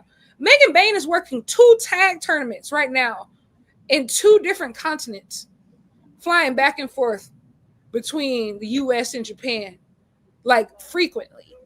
You know, Kris Statlander and Willow, top faces in the division, they're regularly working indies. They're working over in the UK for Pro Wrestling Eve, you know. Queen Aminata's working indies. All the, you know. That's what made Jamie Hayter, to me, have a better year this year than last year. I agree. Started working on the indies again. Mercedes is leading by example. You want to be the best, this is what you do. This is what the best in the world does. So this is what you need to do if you want to be the best in the world. Now, I will say, and I've said this publicly, I don't think that her AEW booking has always been as enriching as her international work. I think that a lot has been left on the table. And I think a lot of it is because I think AEW does try to protect her strengths. Like, I do think they try to, like, you know, and hide some of her weaknesses. People are like, why doesn't she talk more? Have you heard Mercedes talk? No. Yeah, I said from the beginning, the first thing they did was not like just have Stokely turn on Willow and join up with Mercedes. I think Stokely doing the character that they originally got him for with Jade, but doing it with Mercedes, it would have worked like gangbusters. I mean, I'm loving him with FTR, but it would have worked just as well. Absolutely. It's he's great with FTR. It's just one of those things to where I do think that's about to change, though, because it is only but so much, especially in AEW, that you can do when somebody's winning all the time. You know, like there's only some depth to her character that can only really happen once she starts losing. And I feel like we are finally there, and it makes sense for her to lose. You know, she's won so much and to the point to where, you know, it makes sense for her to lose. But no, we are not freeing ourselves from the shackles of the Federation. Over here and go 1, 2, 3, shoulders to the mat for Anna Jay. We won't be doing it. It comes with a moneymaker. You can hold that. We put that bank statement in. They was talking at Grand Slam Australia. It's time to make a star. You want to drop this belt to Harley Cameron? Yo, I remember that too. That was insane to me. I was like, is something wrong with y'all? Like everybody, keep in mind, the match alone did so much for Harley. Sometimes exposure is enough. Sometimes exposure is enough. I agree. But look at her now.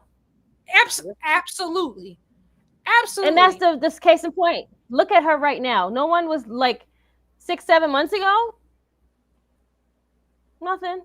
Now look at her. The exposure, the levels, the levels on levels on levels. Baby Monet. Oh, like, what are we doing? Like, you know, there's levels to all of these things. That put her on TV. Like, that made people will see that she's the whole ventriloquist. Like she sings, Correct. she does this, she does that. Like show your talents. Absolutely. Yeah, Mercedes can be credited for elevating Harley and for elevating Statlander. So Yeah. give it up. You gotta give her some love for that, definitely. But let's get into AEW Dynamite, which was on Thanksgiving Eve this year. They had a Thanksgiving Eve Dynamite as well as Thanksgiving Collision. On Wednesday, you had the show featured the start of the AEW Continental Classic tournament, as Kyle Fletcher defeated Kazuchika Okada in what was a great opener to the tournament, as Kyle earned 3 points in the Gold League. Then Jon Moxley beat Mascara Dorada in a surprisingly very good match to earn 3 points in the Blue League, as Moxley's journey post losing the AEW World Championship takes him into the Continental Classic.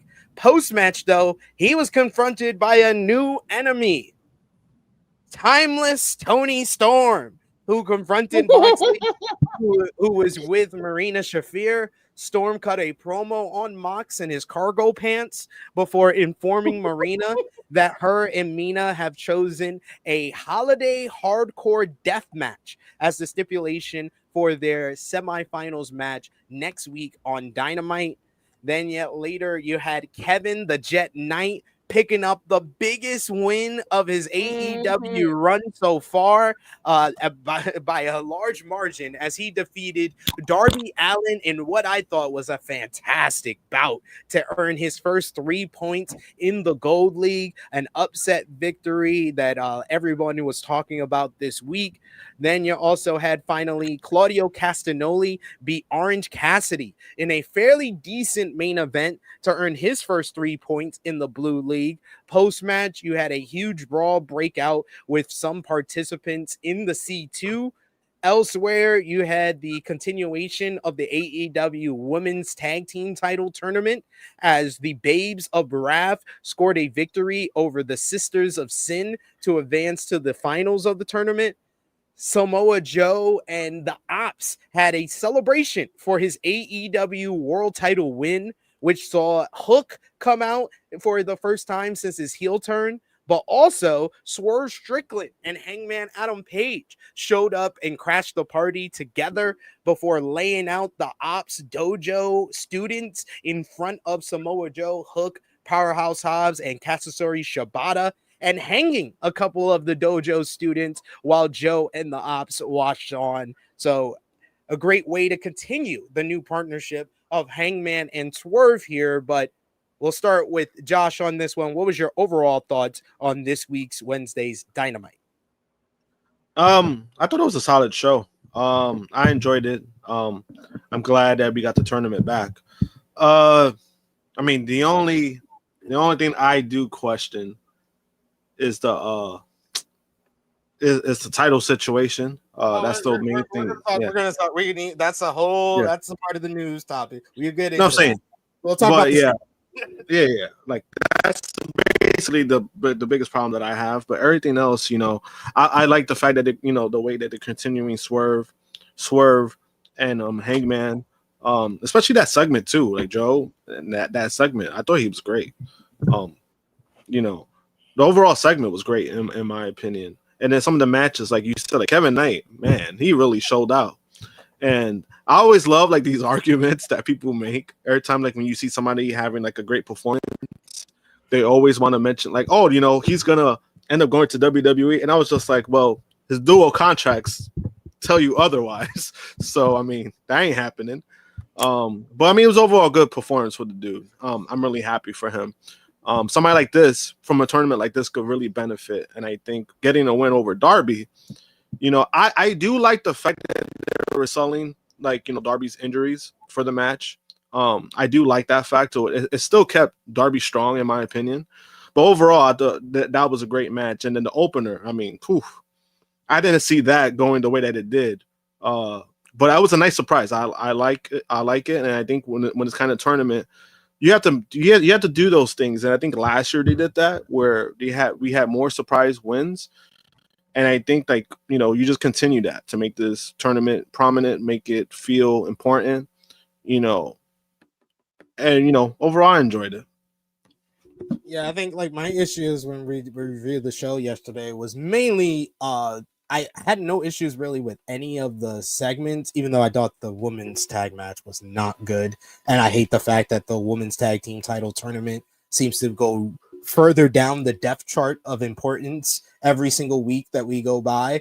That I hate that. But I thought that most of the segments were either good. Most of the segments and matches were either good to great. They were just in the wrong spot. Like the Joe Ops celebration should have either been at the beginning. I think it should have been at the beginning of the show, or you should have hyped it if it's going to be at the top of the hour. Like we should have seen promoted Joe already solo. Yeah, promote it a little bit better. Give us another a backstage segment where we see Joe and the Ops show up with all the Ops dojo, have champagne or something like that to build it up, make it feel more important, because it shouldn't be like an hour into the show that you're now letting us know or giving us the video package of Joe actually winning the world title. That should be the biggest thing coming out of the pay-per-view. I understand you want to put the focus on the Continental Classic. I just thought the focus should have been more on that. And you had 4 Continental Classic matches, 3 of which were great, and the one that wasn't great was the fucking main event. That was dumb. Krssi, what did you think about Dynamite? I echo everything you said. Out of the 3, the last one was like meh, and they put it last of all the other matches. Like, why did you think that they should have been last? They could have been first. They should have been first and let the other 2 guys, the other 2 matches be like, you know, just reversed it and put the first one last. Then you had the middle. You had, you know, I would have put it that way, but whatever. It's all good. Yeah, I don't know what they're doing with the women's tag match of the tag, you know, belts. You know, you made them, but then I feel like they're just being buried. Like, like how much longer do it take for us to give these ladies a belt now?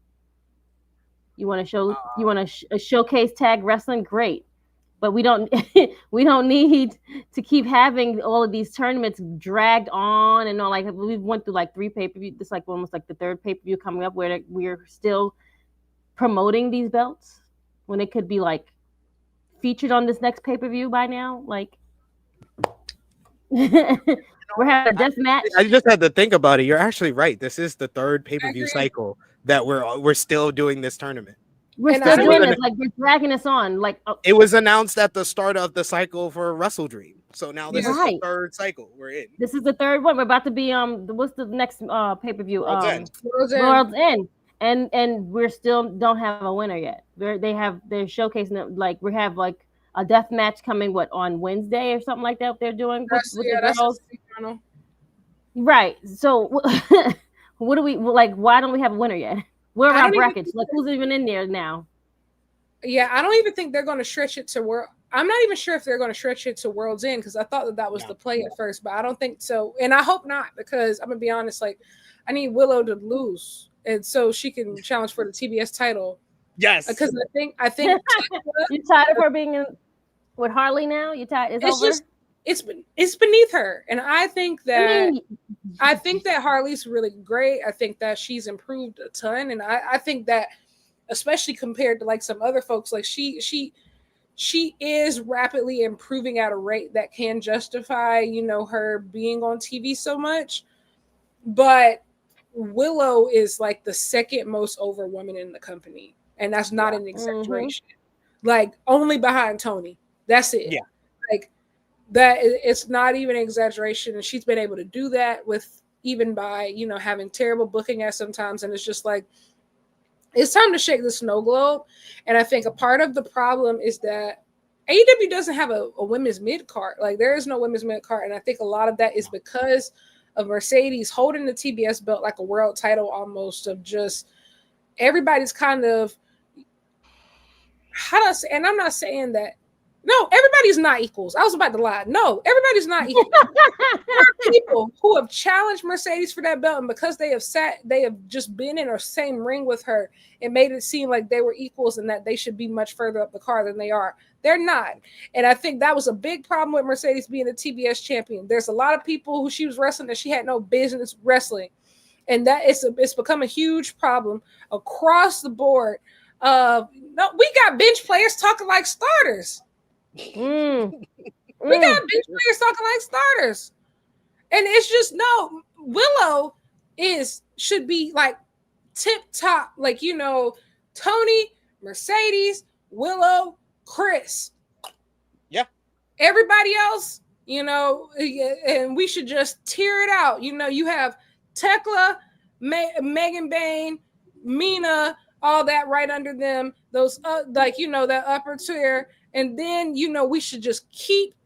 Oh, Athena is obviously on the level of Mercedes, Tony, and all that. Yeah, I was gonna say I was waiting for you to finish. Yes. I was gonna say, yeah, let's put Athena in there too, please. 1000%. Sorry, Fallen Goddess, Minion Overlord. And then we should just keep tearing down from over there. The problem is that we've made everybody feel like equals. They are not. They are not equals. Y'all, it's just a recurring issue, and we've seen it with this tag tournament of there is no way that most of the best teams in the tournament have already lost.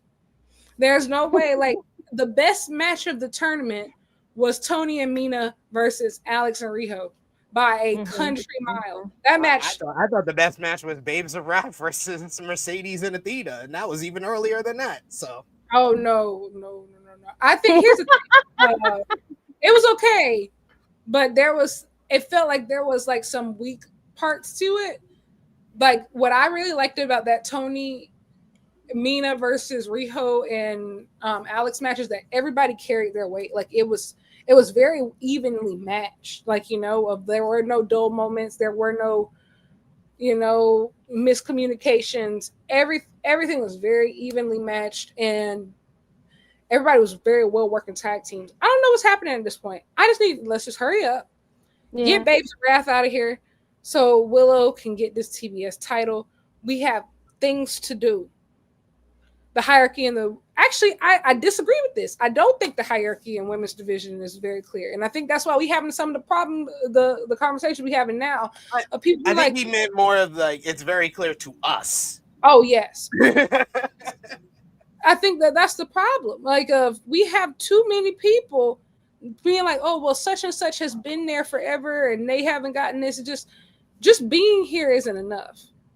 Like I said, do you see what these girls are doing on their days off? Like, on their days. Not. You preaching to the choir, because this is why I went in last week with people getting upset about Ty J getting eliminated from Billy Starks was 16 working the nastiest, most brutal independent schedule in professional wrestling while in high school. Like, what are we talking about? They figured all these things.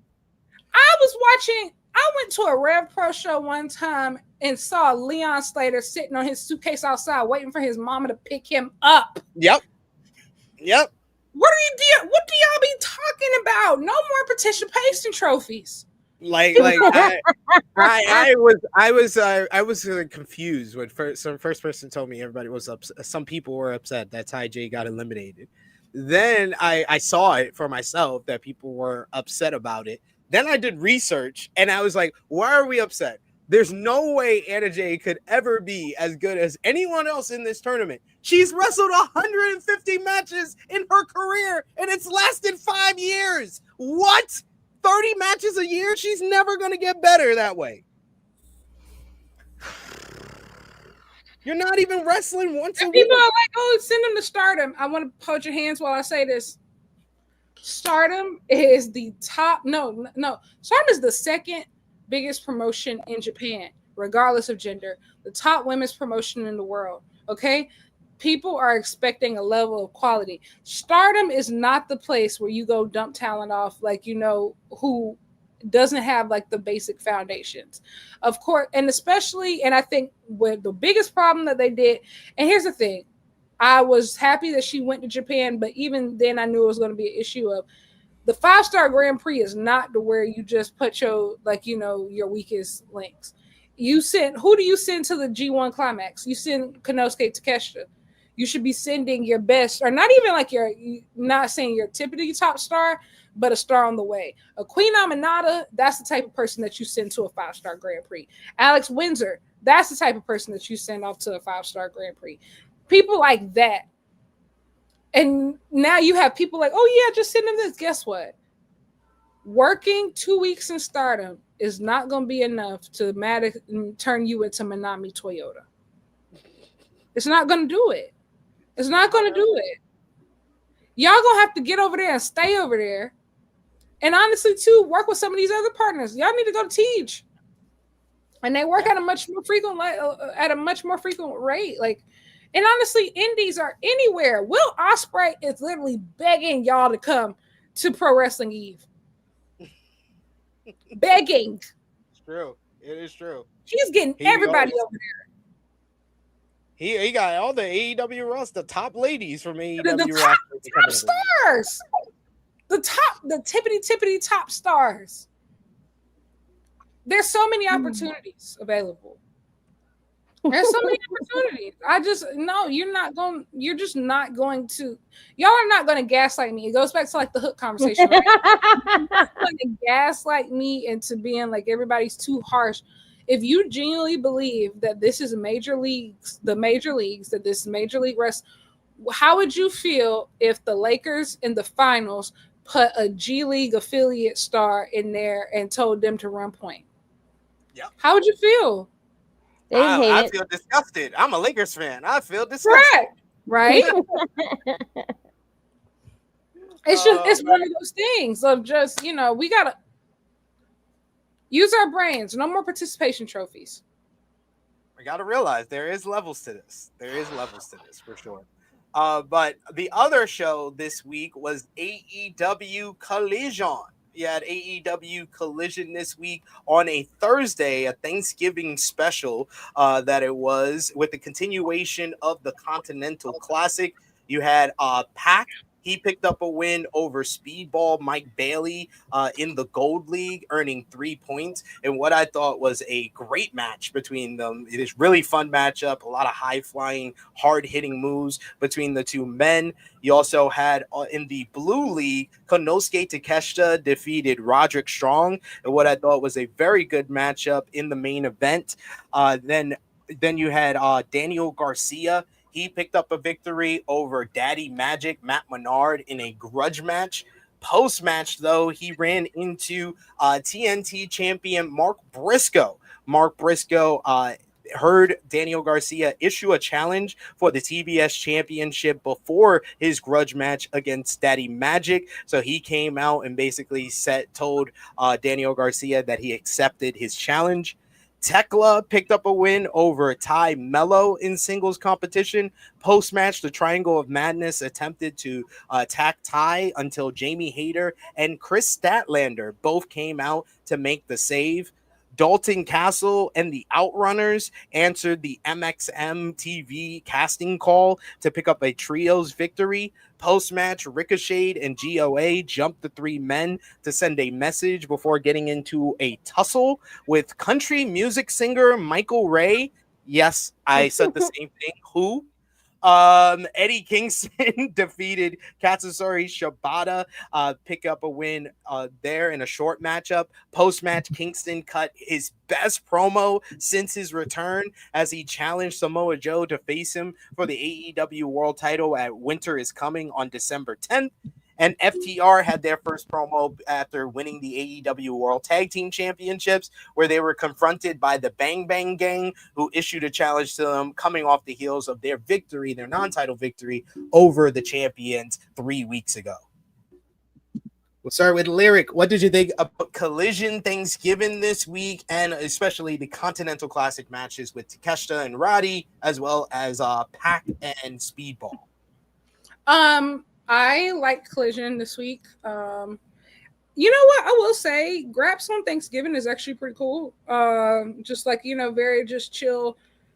Yeah, Pac versus Speedball was definitely the best match, I would say, of the night. I really enjoyed the main event, but I think like it could have been a bit longer. Like I think like there's definitely still more on the table, like between Roddy and Takeshita, like if they ever like, you know, had another match, like, you know, down the line. The DG Matt Menard match underwhelmed me. I know it sucked. You underwhelmed. I thought that's way too nice. I thought it sucked. Yeah, it underwhelmed me. Eddie Kingston and Shibata. I think Eddie looks better.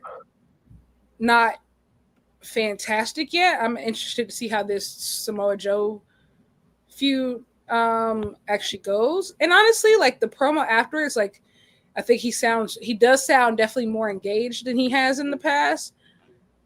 A lot of it was kind of rambling. And it was, you know, I don't know. I don't want to make any like firm conclusions on Eddie right now.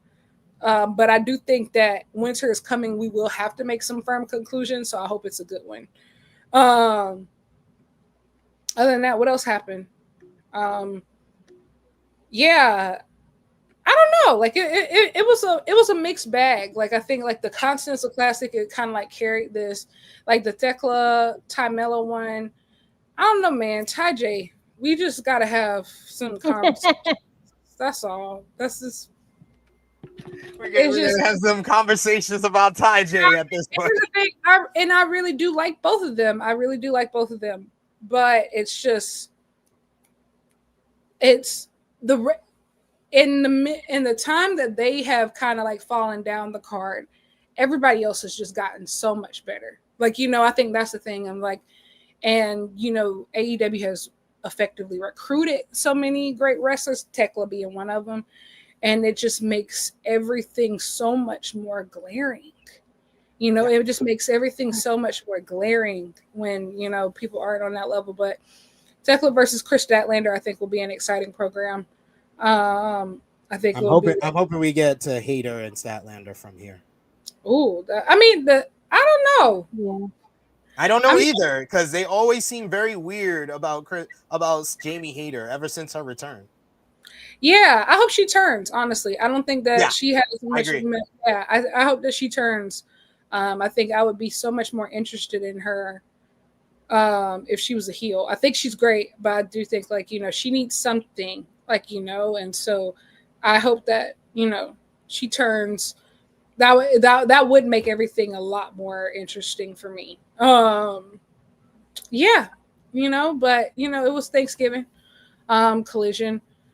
I'm excited for the rest of the Continental Classic, so I guess, you know, they did their job.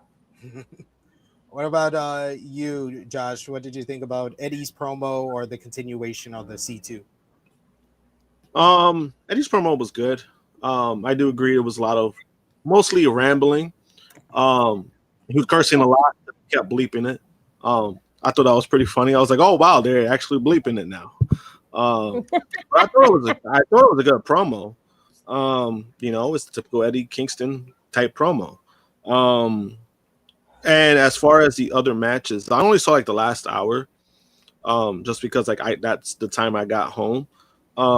You know, I did like the main event. But besides that, I mean, I as far as I seen, I only really remember it was the promo and like the last match. Yeah, I think that they should have just put the Claudio and Orange matchup on this show instead of Dynamite. Oh, Dynamite, yeah, that would have made so much more. And I mean, it was all taped, so you know they could have just had them go on first. Yeah, I mean, they said the whole thing was Orange demanded he have a match on Dynamite. So I was like, so you didn't have a main event before Orange barged in your office, Tony? Right. Because why would you make that the main event? I didn't like the ending. I didn't like the ending of Dynamite either with the whole brawl, because I was like, why are we brawling to build up the C2? Why are all these that was a little kind of like, it just kind of felt like that felt kind of like what do you call that, forced, because there was kind of like there was like no heat to that. I was just like, they didn't need to come out to do all this. They're just in the tournament. When I thought the whole purpose of the post-match interview was to build up Moxley and Claudio, because Claudio won, Moxley won. They're facing next week. Why we couldn't get any like tension within the Death Riders to build up for the following week? A brawl did not do anything for me. It did not get me amped for the following week. Because it didn't need to be like when a tournament like this, you don't need to brawl. Like, I mean, no, we don't see that when they do promote the G1. Now everybody's gonna come out and brawl. Like, you don't need to do that. No, this is not blood and guts. This is the C2. But speaking of which, on Monday, All Elite Wrestling announced the participants in this year's Continental Classic. We got in the Gold League, Kazuchika Okada, Kyle Fletcher, Darby Allin, Pac, Kevin the Jet Knight, and Speedball Mike Bailey. In the Blue League, we have Konosuke Takeshita, Jon Moxley, Claudio Castagnoli, Orange Cassidy, Roderick Strong, and Masquerade Dorada. During this week's episode of Dynamite, though, AEW announced that this year's C2 will have the same rules as last year, with the tournament winner becoming the Continental Champion, meaning they have de-unified the Continental Championship from the International Championship, thus eliminating the Unified Championship. Okada is now just the International Champ and has to win the tournament to remain Unified Champion. So that is, I bring this up to bring up the question that we have in the headline. Is this AEW only elevating their too many titles problem, or is this no issue at all to you? Because right now, AEW has the AEW World Championship, the AEW TNT Championship, the AEW National Championship, the AEW Continental Championship, when unified with the International Championship, gives us a fifth title of the Unified Championship. But those other two titles are still active, so you could still have to count them. Did I mention the TNT Champion yet? I think I did. I'll just count it. No, I didn't. Oh, TNT Championship. The National Championship. This is just the men's division, guys. World Tag Team Championships. The Trios Championship. Meaning that we have 9 active titles for a men's division, where in case we have the women's division, who has the AEW Women's World Championship, the AEW TBS Championship, and AEW World Tag Team Women's Tag Team Championships, making it 3 for the women's division. And I'm not even going to include Ring of Honor, which is also Tony Khan affiliated. 12 championships in AEW. Is this too many titles? Is this a too many titles problem in AEW? We'll start with Larry.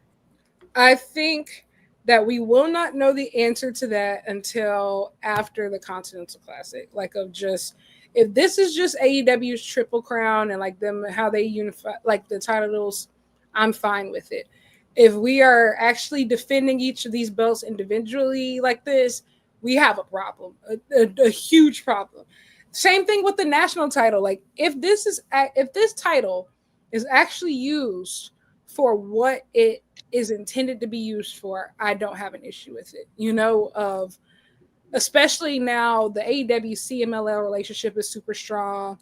You know, you have shows, these New Japan shows coming up, you know, in the Dome and maybe in New Year's Dash. Like, I think that there's a lot of really great opportunities to have some of these defenses, you know.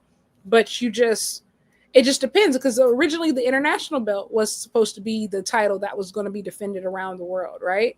And so you just have to do what you say you're going to do. Honestly, I think like AEW is really going to have to be able to like restrain themselves and use these titles for the function that they said that they were going to, you know, because I think that the unified title, now that it's all under one belt, it looks really cool. I mean, whoever holds it feels like a big deal. Like, they might not be the world champion, but they feel just as important. I think especially now, this Okada Takeshita thing is really taking this entire unified title picture to like the next level. I think the Continental Classic is going to be really great this year, and it's going to only even help matters. And Ricochet, I think, is the perfect national champion. You know, like, he began this year, he main evented at the Tokyo Dome this year, right? Like, yeah. I know he's eager to get back to New Japan. You know, I can imagine him in CML. Like, there's just so many possibilities. So like, I don't want to say there's too many belts yet, but I think coming out of this Continental Classic, If we haven't really used these things for what we say that we're going to use it for, then absolutely too many belts. What about you, Krssi? What do you think? I don't even have to say much, because once you would keep going down the line, I was like, this is just a minute. We know. And we don't need all of these. Like, we knew, like, we already knew that you didn't even go near the women at all. The women had one belt at one time. Now we got other belts, but they still have more men's belt for whatever reason. I don't know why Tony keeps making up more belts and more things and then closing out one and go for the other. Like, it's dumb. Like, Tony, someone needs to stop Tony at some point. He needs too many. He got too many people he got to make happy. You know, and he's trying to make everyone. He's like that WCW like era time ish, like that last few years. Like, he's trying to give everyone, okay, I'll give you this one, I'll give you that one. It's okay, I'll make it work. Don't worry. Like, he's so much of a yes, and it's not. You have to make people happy, yes, but at some point you got to say no. I think also too, and I don't think it's because like a lot of people you're putting titles on people needlessly, because I think some of the people who have titles needed titles. You know, I do think that, especially like somebody like Ricochet, because like I saw the comment of like, why did not just put him in the main title picture? Because he wasn't going to win. Like, you know, it's very clear. AEW has a linear succession of where the world title belt, and once Tony has an idea in his head, he's not really changing it. It doesn't matter how great you are or anything like that. Like we said, the only reason why Hangman even got to All In is because Darby didn't climb Everest. You know, like the plan is still the plan, you know, of just like these plans are just in lockstep. And so there's so many people who are doing incredible work who won't be able to, you know, because these long title reigns. Same thing with Okada. Okada's held on to that, you know, that belt since he got here, since his second week AEW. Same thing with Mercedes, this TBS, you know, title of, you know, these super long reigns. I think they back themselves into a corner a lot of it, because you have talent that needs to be uplifted and they need to be able to showcase what they can do as a champion, but there's just very little mobility, you know, up to that next tier. I think the TNT title is necessary though. Like, you know, I think you need a TV title. Think that it's the AEW legacy belt at this point, you know, like I'll never complain about that. And I think also too, it's not that I don't like the titles, it's just that they continuously go back on what they are all supposed to mean. And so, you know, the national title has no meaning.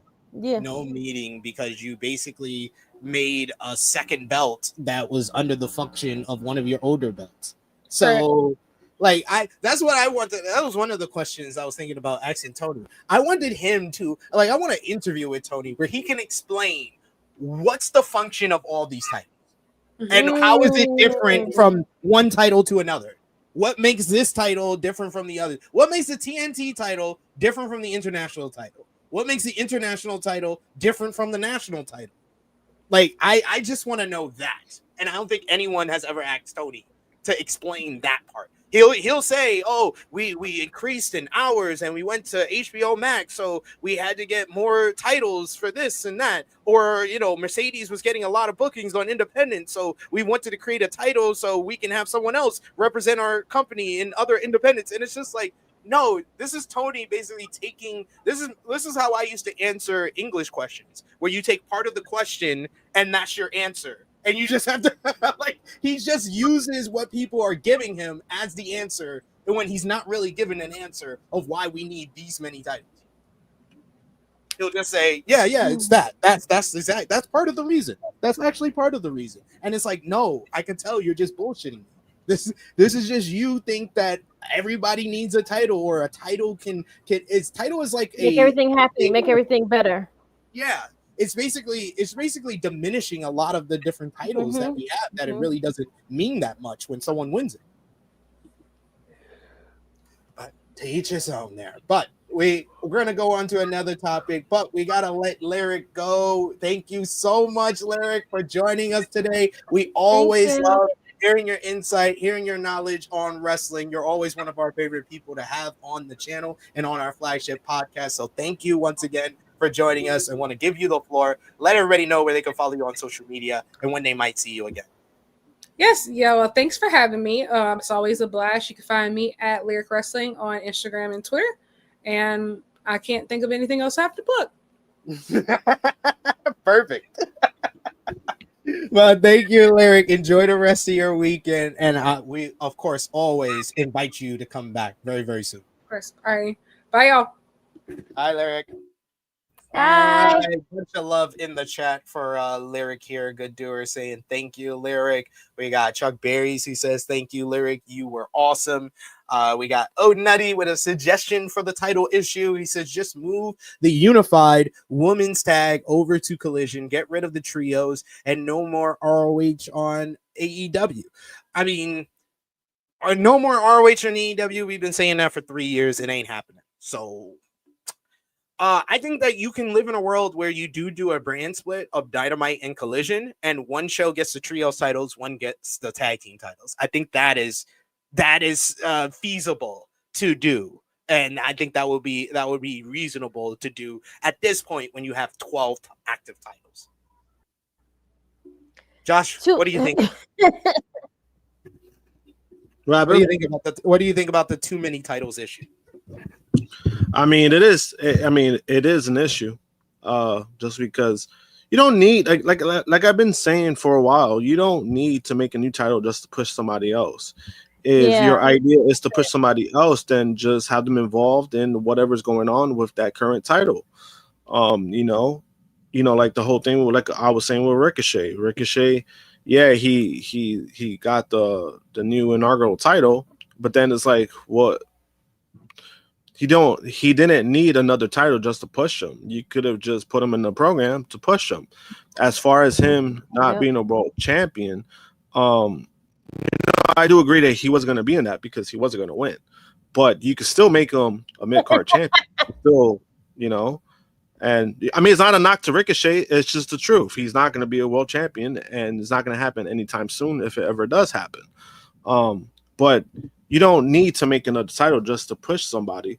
And as far as him trying to please to TK pleasing everybody, I don't think it's a TK pleasing everybody issue. I think it's a TK issue, period. Yeah. If you think that this is your idea of adding another title to push somebody, because I honestly don't believe. I think for me, if you're saying that he's pleasing everybody, I think this is the way that I take it is you telling me that wrestlers are going up to him and saying, "Hey, I want something being done. I want a new title or something." Yeah, I don't think that's happening. But I just think it's a TK thing where I don't buy into his response to about he was talking about Mercedes and all this stuff, because Mercedes is still getting the same amount of time on TV. You're not losing time with her on TV. So to me, that response didn't even make any sense in that aspect. It did not at all. Dude, I had the person who asked the question right in front of me, and I was like, "You accepted that as a good answer?"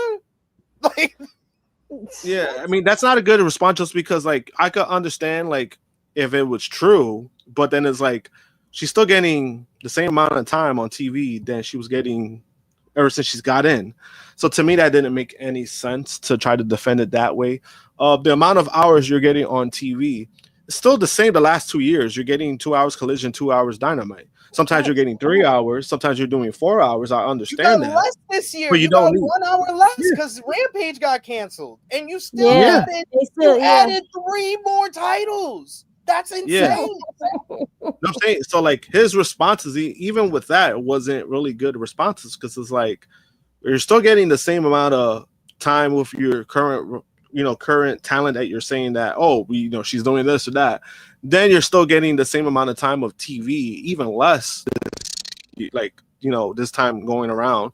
It's just, I didn't buy into that. I just don't think you need another title. Again, that's where I stand on when it comes to AEW and their titles. You don't need to make another title to push somebody else. With when people want to bring up WWE, WWE has a title issue too, and we've been saying that. With WWE, their problem is that they'll give you a new title and then do absolutely nothing with you. With that. WWE definitely shouldn't have added the women's Intercontinental and women's U.S. championships. That's for damn sure. Yeah, and at most you could add is maybe like one, and that's probably the Intercontinental because that's been more prominent. Yeah. The U.S. title has been a joke for the women on that side. Yeah. So, in this case with AEW, their issue is, they're giving new titles to people that they're getting put to get pushes, but I'm like, you don't need that. Like, that's the main problem that I'm having with it. Yeah, it feels very unnecessary, and you're overly convoluting something that you don't have to. Like I said it yesterday on AE Ramble. Tony Khan feels like the type of person that will see a math equation of 2 + 2, and he wants to do trigonometry. Like, what the fuck? It's 2 + 2, dude. It's 4. Like, what the fuck are you doing the square root of 2 for? What the fuck are you doing? And the sad part for me, at least in my personal thing, it's that some of the titles that they bring in, they look beautiful. They're beautiful titles. Like the unified title look beautiful, but to split it for the tournament, it just doesn't make any sense for me. If that was the case, just put the whole unified title in the tournament. If that was if that was the grab for it, or the whole thing about the C2 shouldn't even been a belt. It should have just been like a prize, and they choose like a title shot or do something with that to make it meaningful. Just to split it. Oh yeah, we're gonna make a unified title. Then all of a sudden we're gonna split it, and Okada doesn't win. Then the title gets shelved. What's the point of that? Like what's the that's where I'm having an issue with, and that's why I said I was like, yeah, there's a gripe with that because I'm like, you don't need to do that. Just put the whole entitled title in the tournament if that's the case. And we all thought that was what they were going to do. The simplest thing, just make it for the unified title. And no, got to make it for it's a Continental Classic, guys. I have to make it for the Continental. Because remember when Kingston won the first time, remember there was confusion of that because they're like, oh, they're saying that he's a triple champion. How does that work? And then it just turns out, oh, if he loses this title, it's just the individual title that he's defending. Yeah, this has been an issue about the Continental Classic since it started. Like, it should have never been for a new title. It should have been for a title shot at the world title from the very beginning. Like, I understand you want to make it a little bit different from the G1, but creating a whole new title, it just created a new problem for AEW because then you had to use the Continental title for the whole rest of the year when it really only matters for this 1 month of the C2. So, but talking about the C2, Krssi Luv, we'll start with you. Who makes the finals? Who wins this year's tournament? Who's in the brackets again?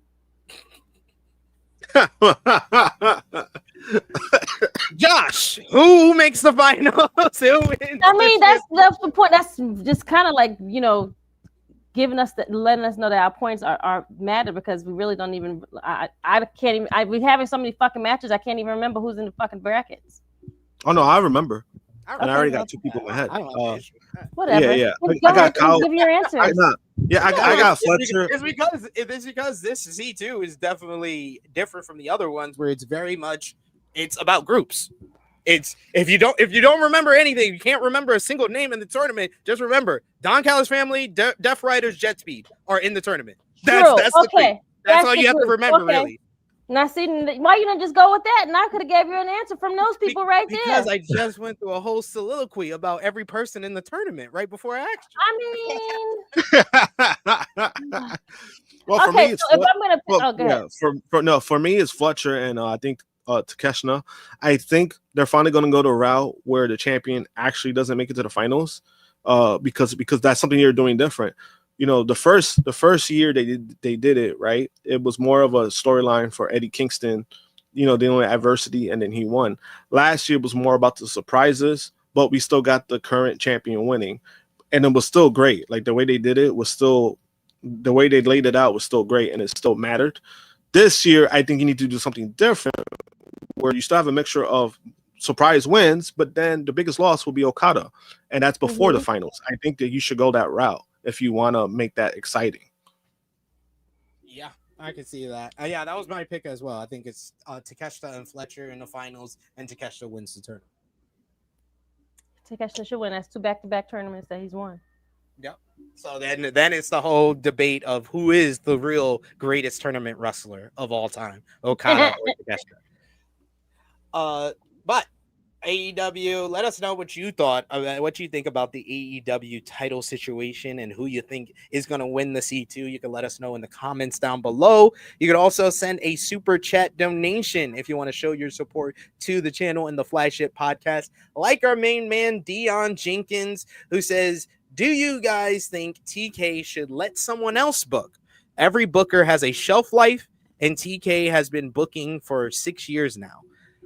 You're definitely right that every booker has a shelf life, and the shelf life is usually 3 to 4 years tops. So yeah, we are in this is of course predictably stale time for TK as a booker, but I don't see anybody else booking for him. Like, he's in charge. He's the end all be all. Why would he give the reins to somebody else? Like, I think that he needs new voices in his creative team, but should he let someone else book, or is he going to let someone else book? No. If I'm in charge, I think both. I think both. What y'all think? I think both. Y'all don't say that to Paul honestly, and Bruce. Let someone else. Honestly, I honestly agree with that, because, you know, it's kind of like when you look at a sports team, right? And this is something that I've looked at with like the Yankees, right? People complain about the ownership. They complain about Brian Cashman, who's the general manager. He puts the team together, right? People always say fire Cashman. He doesn't know what he's doing anymore, right? But then my responses to that is, who's going to replace him? He's been there for almost 30 years. Who's going to replace him? And this situation, when it comes to the AEW and their booking, right? You want to give the book away. Who are you going to give it to? You know, like we could all sit here and say, hey, you know, maybe Daniel Bryanson could get it. At the same time, I don't know if that's the book it on his own. We've never seen that. Yeah. And it's like one of those things where it's like you're gonna give somebody a book who, one, has never really done it, and then two, you're having him do it on a national televised program for 2 shows that, you know, I'm not saying he can't do it. That's somebody you got to train. You got to like have him under your wing. You know, and I don't think that's something that Danielson wants to do as of right now. I think he's enjoying what he's doing. I think he's great at it. I don't think that you put somebody like that in that situation just because if somebody doesn't want to do it, don't force them to do it. You know what I mean? Like, if they enjoying what they're doing, then just you also have to take into account of how long it takes to train for that role. Because look at the examples we've had the last 50 years. Vince was under his dad for like a decade before he let him run the damn thing. Eric Bischoff was under Ted Turner for 2.5 years before he let him do anything, and then that shelf life only lasted 3 years, and then he was fucking there way longer than he needed to be. Fucking Vince Russo was working under WWE for 5-6 years before he ever got any real power. Jim Cornette, same difference. He started off as a photographer before he ever became a booker. Paul Heyman, the same thing. He started as a photographer before he ever came up to train and become a booker. Triple H was in creative for 20 fucking years before he was even given NXT. 10 years into his run in creative. 10 years. It took NXT and then another 10 years before he finally made it to the main roster. Like, if Brian was forced in. If Brian is your choice to replace Tony Khan, you gotta wait like 10 years for him to be ready. I remember Triple H was forced in, so who knows? Like, if Vince was still around, Vince would still be the booker right now. Right. So there was no way that Triple H was gonna get it then. He got it because of the circumstances that happened. So imagine, like you never know. Sometimes you never know, but it's like, you know, all that shit takes time. It's definitely a job I wouldn't want, because I'm like, I know I'm gonna make so many people so unhappy with shit. I was like, I wouldn't want that type of job. I wouldn't want that responsibility. I would love to contribute different ways, but to be a booker, no, absolutely not. That's a good one. That was a good one, Daddy. He said Danielson finna book everybody in a seizure spot.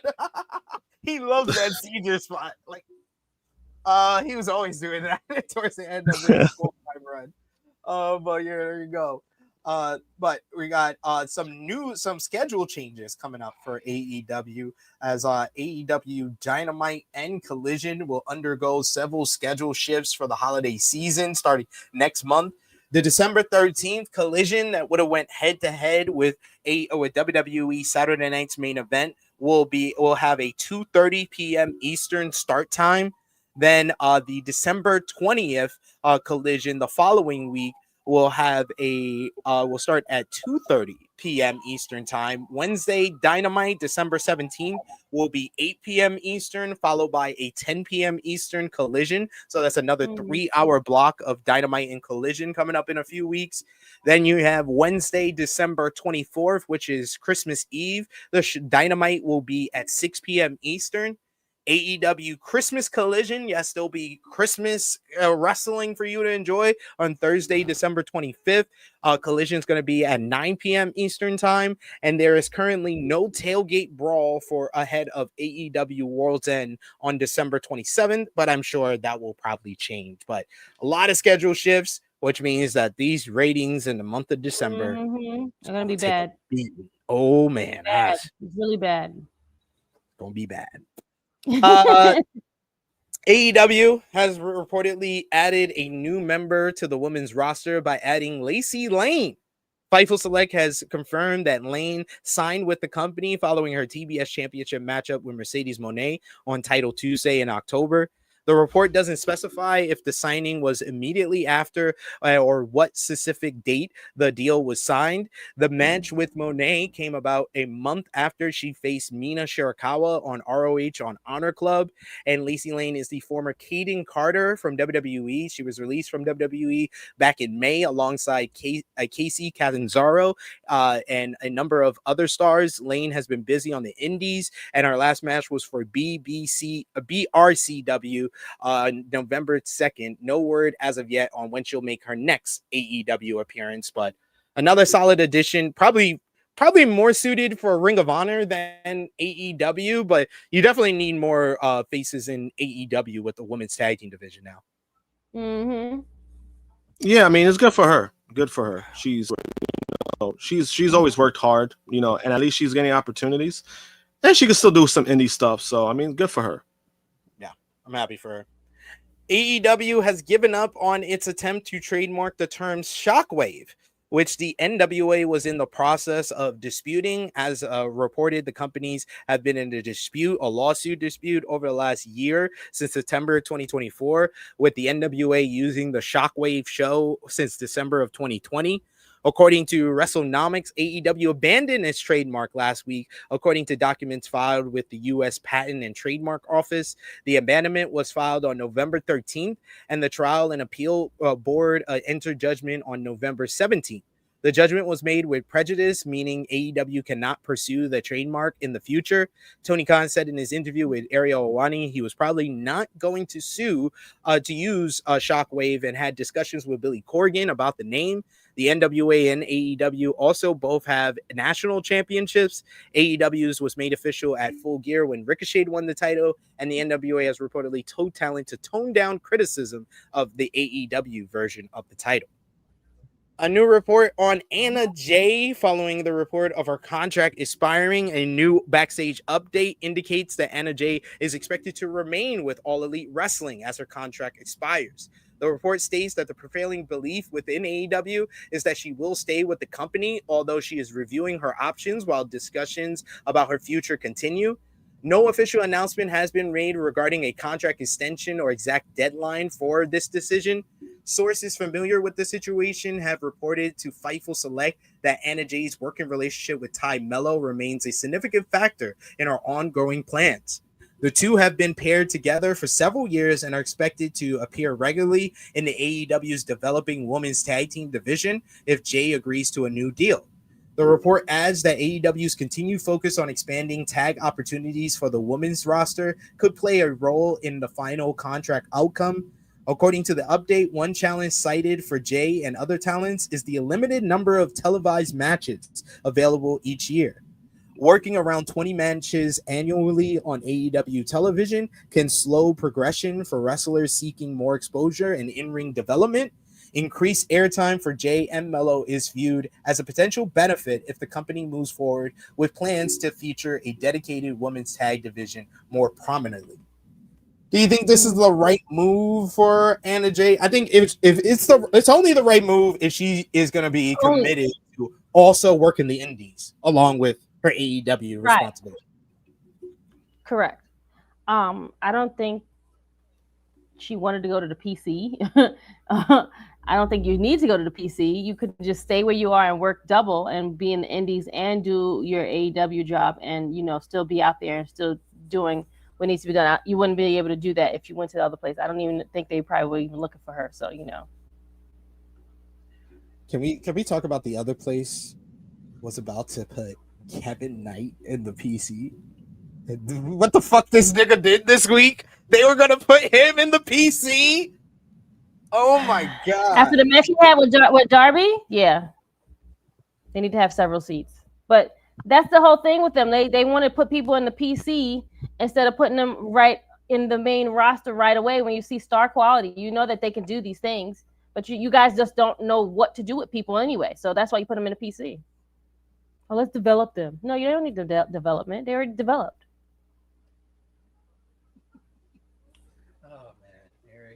Yeah. I am just seeing the spam in the chat, guys. Thanks for letting me know. Put them on. I'm not going to ban them. I'll just put them on timeout for now.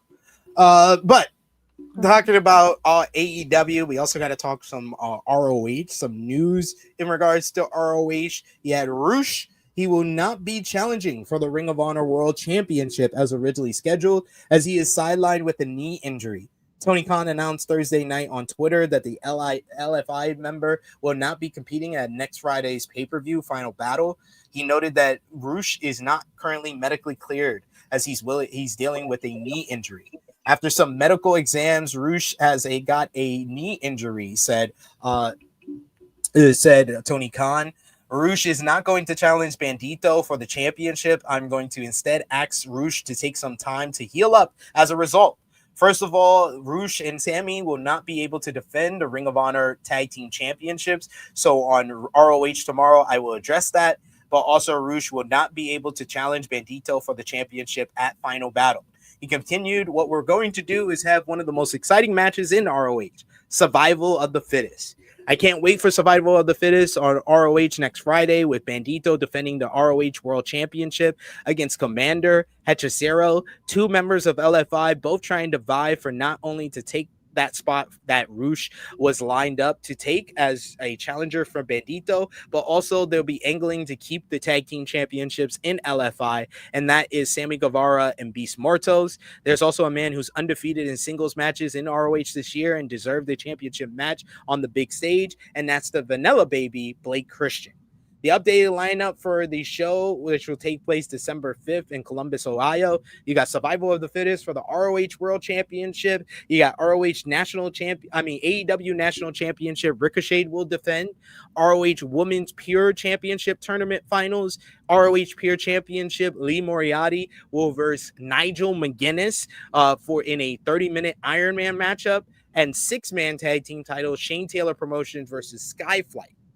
Final bit of news, a new update had on Athena going into her big matchup as she'll be defending the Ring of Honor Women's World Championship against Persephone next Friday. Fightful Select's Q&A series indicated in a new report that Billy Starks is still the long-term choice to challenge and potentially dethrone Athena for the title.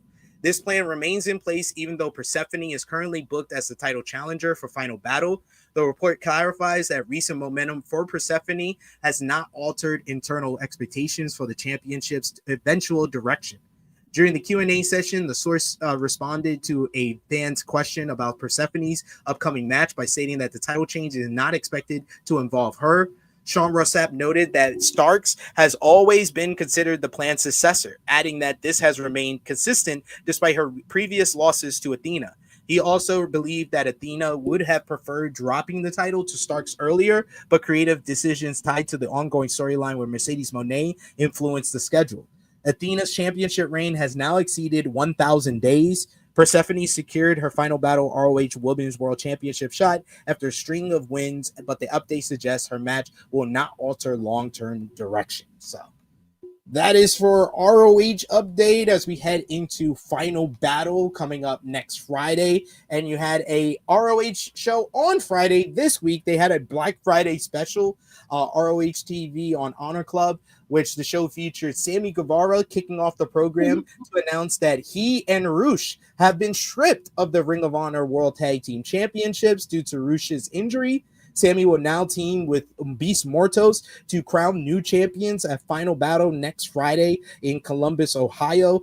Then you had Jay Lethal, Tommy Billington, and Adam Priest defeated the Frat House. Post-match, it was announced that Adam Priest and Tommy Billington will face LFI for the Ring of Honor World Tag Team Championships at Final Battle on December 5th. You had Nigel McGuinness issued a challenge to Lee Moriarty for a 30-minute Iron Man matchup at Final Battle for the Pure Championship. That was made official. Commander picked up a win over Mansoor in the main event, while the Swirl beat Beef and main man Aura in tag team action. Shane Taylor Promotions picked up a win over the Dark Order in trios action, while Yuka Sakazaki beat Serena Deeb in a solid bout to advance in the ROH Women's Pure Championship Tournament semifinals next week. And talking about, we talked about AEW Women's Tag Team titles and how long that tournament's been going on. The ROH Women's Pure Championship was announced in April. So that's even worse. Yeah.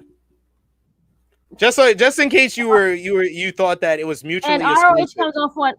Right, no, it's not. It's just Tony Khan and just them. So, and ROH comes on for like an hour, right? It doesn't even. It's not even like a full like 2 hours on like a Thursday or something like that. Terrible. Throw it away. Garbage. Hate it. No. Basura. We have to stop. It's Basura. Stop doing this to the ladies, please. We like if you're not gonna do it, don't do it at all. Don't even announce it. Like, why get our hopes up? Just having us wrestle for nothing. We're already wrestling without anything anyway. Easily. Just a bunch of here nigga damn tournaments for the women. Like, damn, stop complaining. Here you go. Fuck. There you had NJPW World Tag League. We go over to Japan. World Tag League Week 2. You had Day 3. Gabe Kidd and Yota Tsuji defeating the House of Torture's Evil and Don Fale in the main event. You had Bishamon beat House of Torture's Chase Owens and Yujiro Takahashi, while Bolton Oleg and Toriano picked up a win over Tai Chi and Satoshi Kojima. You had El Desperado and Shujo Ishikawa scored a victory over Shingo Takagi and Drilla Maloney, now known as the War Dragons. Day 4 featured TMDK's Zack Sabre Jr. and Roye Uyawa defeating Shoto Umino and Yuya Uemura in a great main event. Then you had House of Torture, Sonata, and Ren Narita picked up a win over IWGP World Tag Team Champions, the Knockout Brothers, in an upset for Yuto Ice and Oscar to go 0-2 to start the tournament. United Empire scored a victory over Monster Sauce, while David Finlay and Hiromu Takahashi scored a win over El Phantasmo and Hiroshi Tanahashi for the Ace and the TV champ to go 0-2 themselves. Day 5 had El Desperado and Shuji Ishikawa picking up a win over Tai Chi and Satoshi Kojima in a good matchup. Gabe Kidd and Tsuji scored a victory over House of Torture, while House of Torture's Evil and Fale beat War Dragons. And then Bishamon defeated Bolton Oleg and Toriano in the main event of this show. Then you had Day 6, which was on Friday morning. You had Monster Sauce defeated David Finlay and Hiromu Takahashi.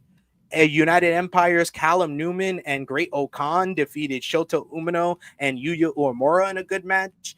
House of Torture's Sonata and Narita pulled off an upset over TMDK, while the Knockout Brothers finally got on the board, picking up a win over El Phantasmo and Hiroshi Tanahashi, with Yuto Ice pinning the Ace ahead of his retirement on January 4th. This is where the A block of the B block of the World Tag League is looking right now. You got on top of the leaderboard a 5-way tie with TMDK, United Empire, House of Torture, Monster Sauce, and Finlay and Hiromu.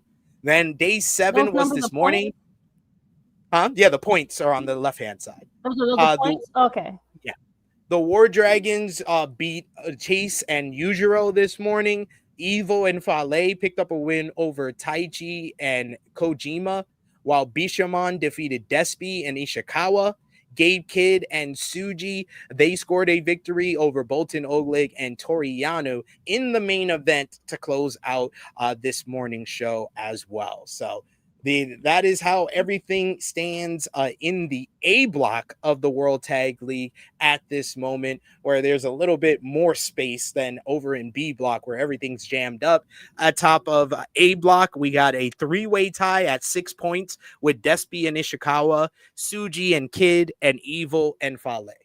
So that is a World Tag League at the moment. In addition to that, New Japan Pro Wrestling will now be having a bunch of contracts expiring come January, as according to Fightful Select, a lot of the contracts were signed later. Several stars didn't sign new deals until after their original expiration this year. The report says that several deals signed in spring and summer were made through January 2026. Those talent were on handshake deals before that, and some talent told Fightful that their deals will extend past January, and there were some talents that started appearing more regularly in AEW this year, like Gabe Kidd on handshake deals in addition to their work with New Japan Pro Wrestling. In addition, several free agents said that they reached out to New Japan but never heard back. One well-known U.S. talent said that they were willing to work for a discount in NJPW but didn't hear back. NJPW allowed several deals with their Strong brand expire after effectively shutting down the expansion brand. So that's an update in regards to that. And to finish off with the partner promotions of AEW, you had CMLL, Viernes, Espectacular.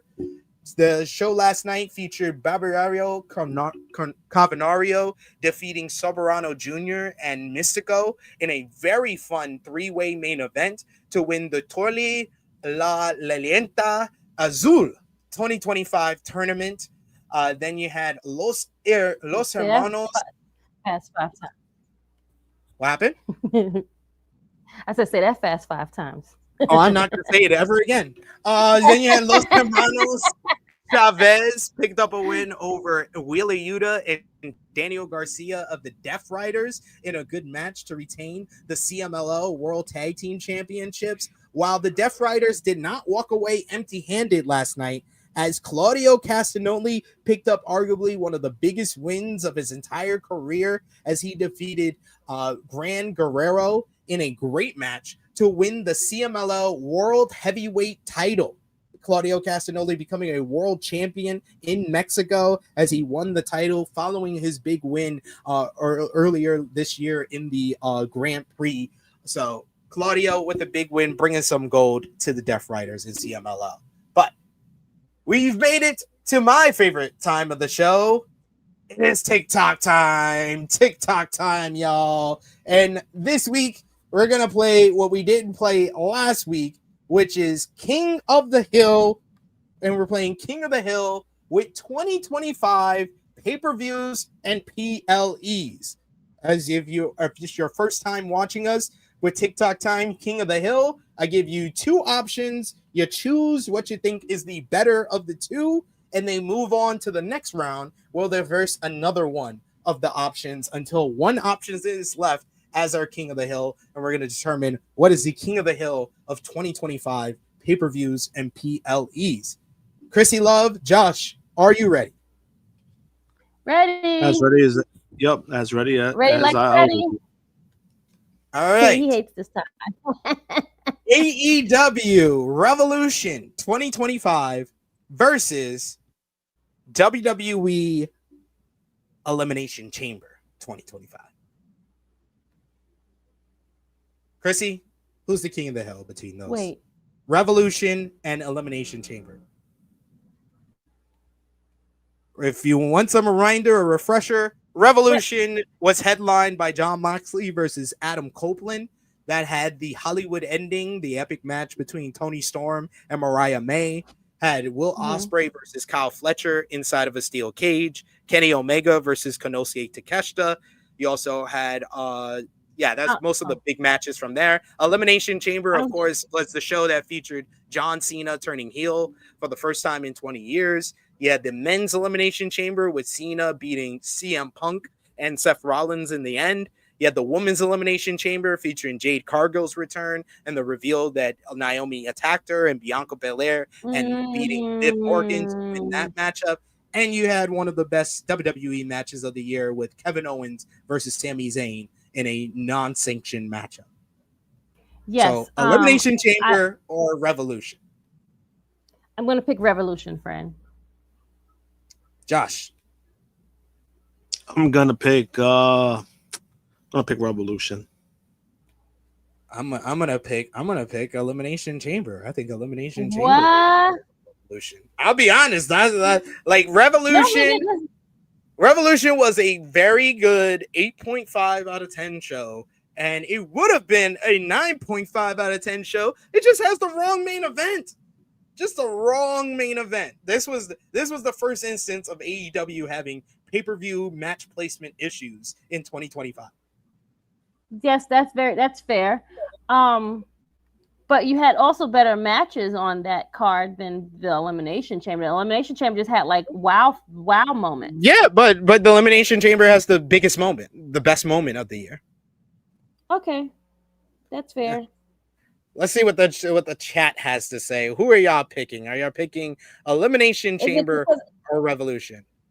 Is it because of the John Cena heel turn?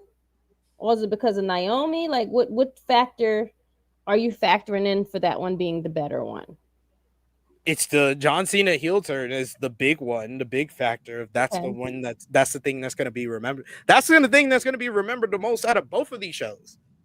And then that's fair. They also had that big moment with Jade at the beginning. The women's elimination chamber was one of the best women's elimination chambers they've ever done. The men's elimination chamber was one of the best matches of the year. And another one of the best matches of the year was Kevin Owens and Sami Zayn. Oh, yeah. Okay, that's fair. You're right. Kevin Owens the Kevin Owens and Sami outshine, the other two. But yeah.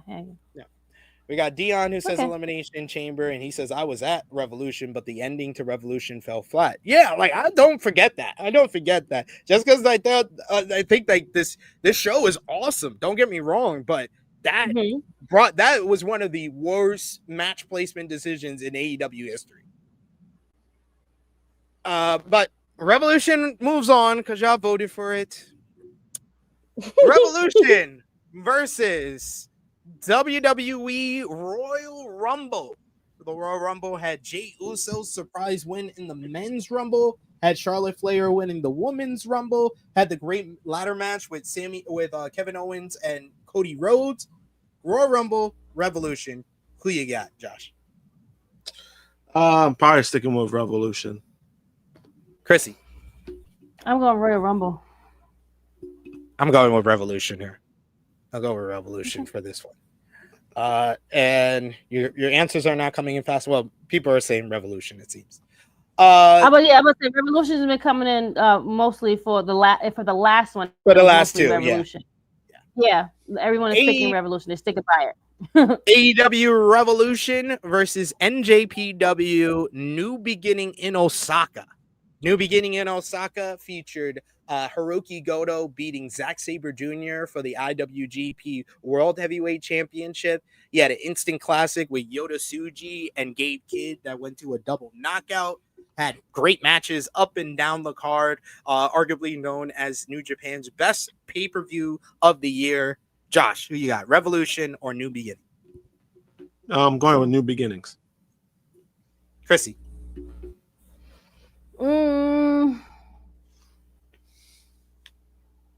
I didn't see the other one, so I have to go Revolution. I'm going with the New Beginning. New Beginning, the Goto title change. That's a top 5 moment for me this year. That's like a top 5 moment, and I think Gabe and Tsuji is probably in my top 10 best matches of this year as well. So yeah, I gotta go with the New Beginning here. So New Beginning moves on. NJPW, the New Beginning versus NJPW Wrestle Dynasty. Not Wrestle Kingdom, Wrestle Dynasty. You had Gabe Kidd versus Kenny Omega in one of the best matches of the year. Ricochet headlined the Tokyo Dome against Zack Sabre Jr. You had Yota Tsuji versus Jack Perry. You had Tomohiro Ishii versus Konosuke Takeshita. Josh, Wrestle Dynasty or New Beginning? Sticking with New Beginnings. Krssi. New Beginnings. I'll go with New Beginning. Yeah, I'm going to stick with New Beginning here. New Beginning versus WWE Evolution. Evolution, of course, was headlined by Rhea Ripley versus Io Sky, with Naomi cashing in Money in the Bank to become the champion. You also had Becky Lynch, Lyra Valkyria, and Bayley in the opener for the IC Championship. Stephanie McMahon winning the Battle Royal to become the #1 contender. Josh, Evolution or New Beginning? You see, this one's a little bit hard because I think Evolution might be WWE's best show of the year, my opinion. Best PLE. This one's tough. I'm going to stick with New Beginnings. Krssi. Evolution. This is hard. Yeah, this is very hard because Evolution. Not easy. It was a good show. It was a good card. Probably WWE's best show, but this is New Japan's best show, and I just like it more. I'm a New Japan shill. I've said it once. I'll say it again. I'm a New Japan shill, so I'll go New Beginning on this one. New Beginning versus AEW All Out 2025 with Hangman versus Fletcher in the main event. You had Darby and Moxley in a coffin match. And up and down, Chris Statlander becoming AEW Women's World Champion. Krssi, All Out or New Beginning? All Out. Josh. I'm going to stick with New Beginnings. I'll stick with New Beginning as well. I'm close. We might be getting there, though.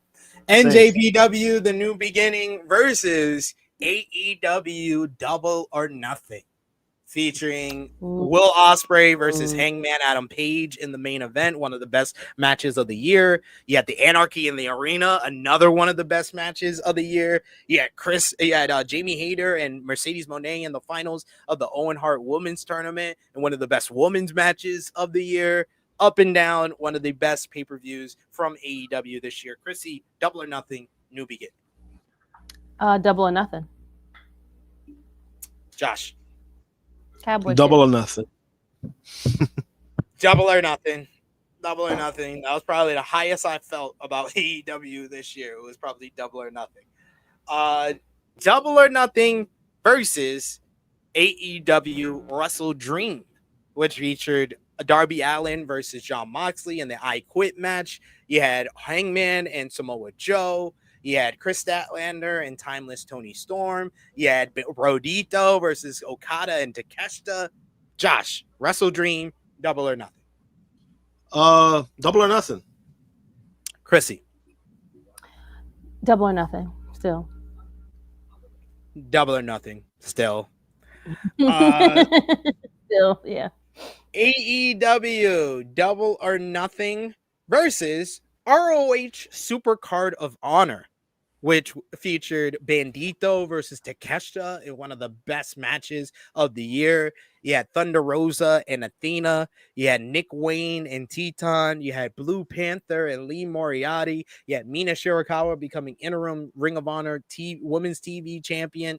Josh, Supercard of Honor or Double or Nothing? Double or Nothing. Krssi. Double or Nothing. Still. Double or Nothing still. And then we got two more. We got two last ones. Yeah, it's gonna be hard to beat. Two last ones here. WWE Crown Jewel versus AEW Double or Nothing. WWE Crown Jewel had John Cena and AJ Styles in one of the best WWE matches of the year. You had Cody Rhodes and Seth Rollins in a great main event. You had the women being represented with Stephanie McMahon versus Tiffany Stratton. Krssi, what do you got? WWE Crown Jewel or AEW Double or Nothing? Double or Nothing. Josh. Double or Nothing. Double or Nothing. And then Double finally, or nothing, guys. this is the matchup. This is the matchup everybody's been waiting for. I know you probably thought it in your head as soon as Double or Nothing started winning. This is the matchup y'all been waiting for. AEW Double or Nothing versus AEW All In Texas. All In had Hangman versus Jon Moxley in the main event, with Moxley finally being dethroned, Hangman finally being redeemed as two-time AEW World Champion. You had Swerve and Ospreay versus the Young Bucks in one of the best tag team matches of the year. Toni Storm versus Mercedes Mone in one of the best women's matches of the year. You had Hurt Syndicate, Jet Speed, and the Patriarchy. You had Copeland returned on the show. You had MJF and Athena winning the Casino Gauntlet. Krssi, All In, Double or Nothing. Who's the king of the hill?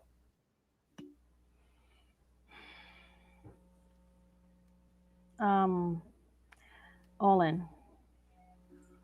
Josh. This one is actually a lot harder than people think it is. Yeah. I'm gonna go with All In just because of that stretch, that last stretch that they had. Mm-hmm. That's like one of the best, like you talking about, like the last 3-4 matches that they had. That, I mean, they're top notch matches, and that was a strong way to finish the show. I'm gonna go with All In. Yeah, this is extremely tough for me. I'm honestly gonna say All In is the best feeling that I've had coming out of a pay-per-view and watching a pay-per-view. Double or Nothing is the better show, though. Like top to bottom, Double or Nothing, it doesn't have I can see that being a thing, yeah. It has a Hurt Syndicate match, and that's the only miss on a fucking 9-match card. It has a Hurt Syndicate match. That's it.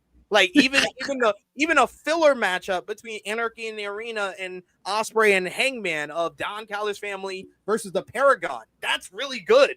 It just doesn't get a lot of crowd heat because it comes in between 2 match of the year candidates. So I'm gonna say Double or Nothing is the better show. I'm gonna go with Double or Nothing because it doesn't matter. Y'all both went All In. So I was gonna change my answer to Double or Nothing. Double or Nothing. You can't change it. You can't do that.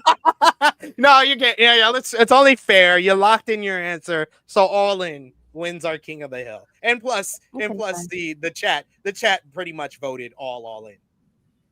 Okay, fine.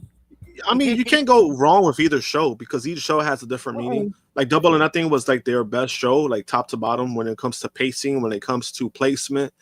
I thought like that was like a card that was like not only even the finish of the match. I mean, like the main event and what we getting, the feeling itself, but All In, you know, again, like is their biggest show of the year. And like I said, like that last stretch of matches that they had were like really strong. Like there was not a bad match like in that stretch. Yeah, I agree. Let me know in the chat that the King of the Hill has been decided. All In wins, but let me know in the chat if you've watched both of these shows. Let me know what show you thought was better. All In Texas or Stardom All-Star Grand Queendom, because that's the other one that I've been seeing is getting a lot of votes for the end of the year. It's mostly the 2 AEW shows and that show that's getting a lot of the vote, and WWE Evolution if you don't watch anything else. I'm sorry, ladies. I'm sorry to the ladies, but the people that I've seen put Evolution as the best show of the year are mostly people who just watch the top 2 promotions and are like WWE more. But let's talk about WWE SmackDown, which was on Friday. The show featured Solo Sikoa and the MFTs defeating Sami Zayn, Rey Fenix, Motor City Machine Guns, and Shinsuke Nakamura in a good traditional Survivor Series elimination matchup, with Solo eliminating Sami. Post-match, the Wyatt Six confronted Solo until Uncle Howdy came from behind to deliver to Sister Abigail to lay him out to close the show. Jey Uso picked up a win over Rusev, while LA Knight defeated The Miz for both Uso and Knight to advance in the Last Time Is Now tournament. They'll meet in the semifinals this Monday on Raw. Chelsea Green had her WWE Women's United States Championship celebration until WWE Women's Champion Jade Cargill took exception to Chelsea calling herself the best women's champion ever and laid her out, as well as Alba Fire. And then finally, Charlotte Flair beat Asuka in a decent match to earn Team Rhea the WarGames advantage at Survivor Series. What did you have the Hills? Sorry. No, what'd you say? The Hills should have won, but whatever. The Heels should always have the advantage in WarGames. Why do they always do this? Why do they always think they're gonna reinvent the wheel and WarGames by having the babyface have the event? Because they always have to come up with something convoluted for one of the babyfaces to get injured before the matchup, so the heels then once again have the advantage. Or they just go along with it where the heels are the babyfaces and they're always making comebacks when it's even. None of this makes sense. Yep. Nope. And SmackDown was not good last night. It wasn't good. I was about to say that. It was like last week was way better compared to like this week. And then we got the Miz. The Miz. Fuck the Miz. Like, dude, the fuck? That Miz decision, it was funny last week, but watching it in practice, it's like, dude, this company may be devoid of creative ideas. I think it's like, yeah, it was like, I mean, because last week again, like we were laughing about it, and we're just like, damn, like, and then it kind of just proved how we felt. And I was just like, on again? He went to LA Knight. He was the surprise. He was the mystery guy that they had to replace. And they had the guy there. They have him right there. Why will not they use him? I hate it here. It's so stupid. It's really dumb. You remember, Krssi, you only used to watch WWE, but when you first started on this podcast, remember that? I remember. Long time ago. I didn't know any better. That's why. Oh shit! Aren't you glad we saved you from that? Someone had to. And it's like I sometimes just like have it on as like background noise now. If I miss it, okay, I missed it. Oh, Jade is in the ring. Why is she in the ring? I walked away and came back. It was over. Yeah, dude, they turned Jade heel and made her champion, and they have no idea what to do with her. She wore the same outfit that she had on in the commercial that they just dropped for the ladies. Make fucking sense. There to go to here. And can we talk about did you talk about the commercial that they finally want to have like the ladies a part of? I have that in the notes to talk about. We can talk about it. Josh, any extra thoughts on SmackDown last night first? No, I mean, like I said, it was like it was just there. Like, it's not the worst episode of SmackDown this year, but it was just there, especially for a WarGames go home show. You know, they had that 5-on-5 too, traditional, and I was like, the way that shit ended was like. And they only had it for the guys. Why didn't it have it for the girls? Yeah, I was like, you know, like I didn't need it. That's half your show right there. Yeah, I mean, it was like like that's how I felt about it. I'm like, again, it's not the worst, but man, that was rough. It was a rough watch. Both go home shows for both pay-per-views are terrible. Like, I don't get it. Well, the Raw one, it just felt like. Well, no, I'm talking about Raw was Raw, but I'm talking about as far as like AEW and for WWE, like their go home shows for their pay-per-views, which is the next following like day, is like terrible. Well, yeah, AEW's go home show last week was not good, but I was actually agreeing. I was actually agreeing with you. Raw sucked this week too. Like, Raw was not good. I mean, I was saying the issue with Raw this week was last week in Madison Square Garden felt like this just felt like, oh shit, we got another show to do. Yeah, we got 2 more shows before the pay-per-view. It's true. It's very true. But I was just going back. I was like going from the standpoint. Oh, sorry. No, go ahead. I was going from the standpoint where, you know, we had 2 main shows or 2 shows, and then you have a pay-per-view coming up, and you have nothing. You give us nothing. It was just terrible. It was shit. And then we got the pay-per-view, and then now we have to like feel like this pay-per-view is going to be great. But you give us nothing before the pay-per-view. That's what I mean. Yeah, I agree. I 100% agree. I gotta feature this only because we need to laugh. Danny said SmackDown wasn't good, but it was still better than Dynamite outside of the Swerve Hangman segment. It's Danny. You tend to get joked on a lot in the chat because you say things that are just so untrue, and it's so your opinion. It's just your opinion. But you say it like it's a fact, like it's a fact of life. It was still better. You need to add, I'm going to add this distinction to you. And I've taught many people in the chat before and a couple of our friends as well. When you say statements like this, to relieve yourself of any drama or any complaints or any criticism of anybody else, just add IMO, in my opinion, to me. Point of view.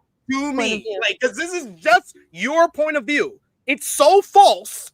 It's just your point of view. I don't think you can find another person in life that agrees with you 100% of the time. But I'm definitely sure you're probably going to only find one person wearing a WWE shirt that agrees with this statement. He also spelled Den wrong. It's THAN when you use it comparing. It's not then. It's Dan. Like, you know. Besides that, I mean, all day, honestly, he was saying a lot of dumb shit. He was saying a lot of dumb shit in the chat. I was like, man. I know. This is why I'm glad. It got to be on purpose. It got to be on purpose. Have created the community that we have because we didn't have to say anything the whole show. The whole chat was roasting his ass like marshmallows. Not marshmallows. No, but it's like, come on. That's why I love our chat. I love our chat.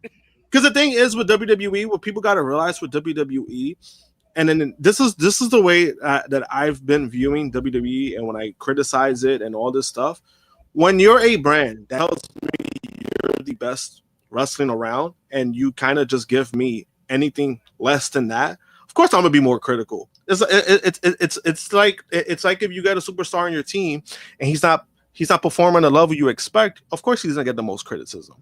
So when it comes to WWE, if you're telling me you're the biggest brand, you're making all this money, and then you're giving shows like last night, of course we're gonna. Of course, if somebody like me is gonna shit on it because it wasn't good. Can you tell?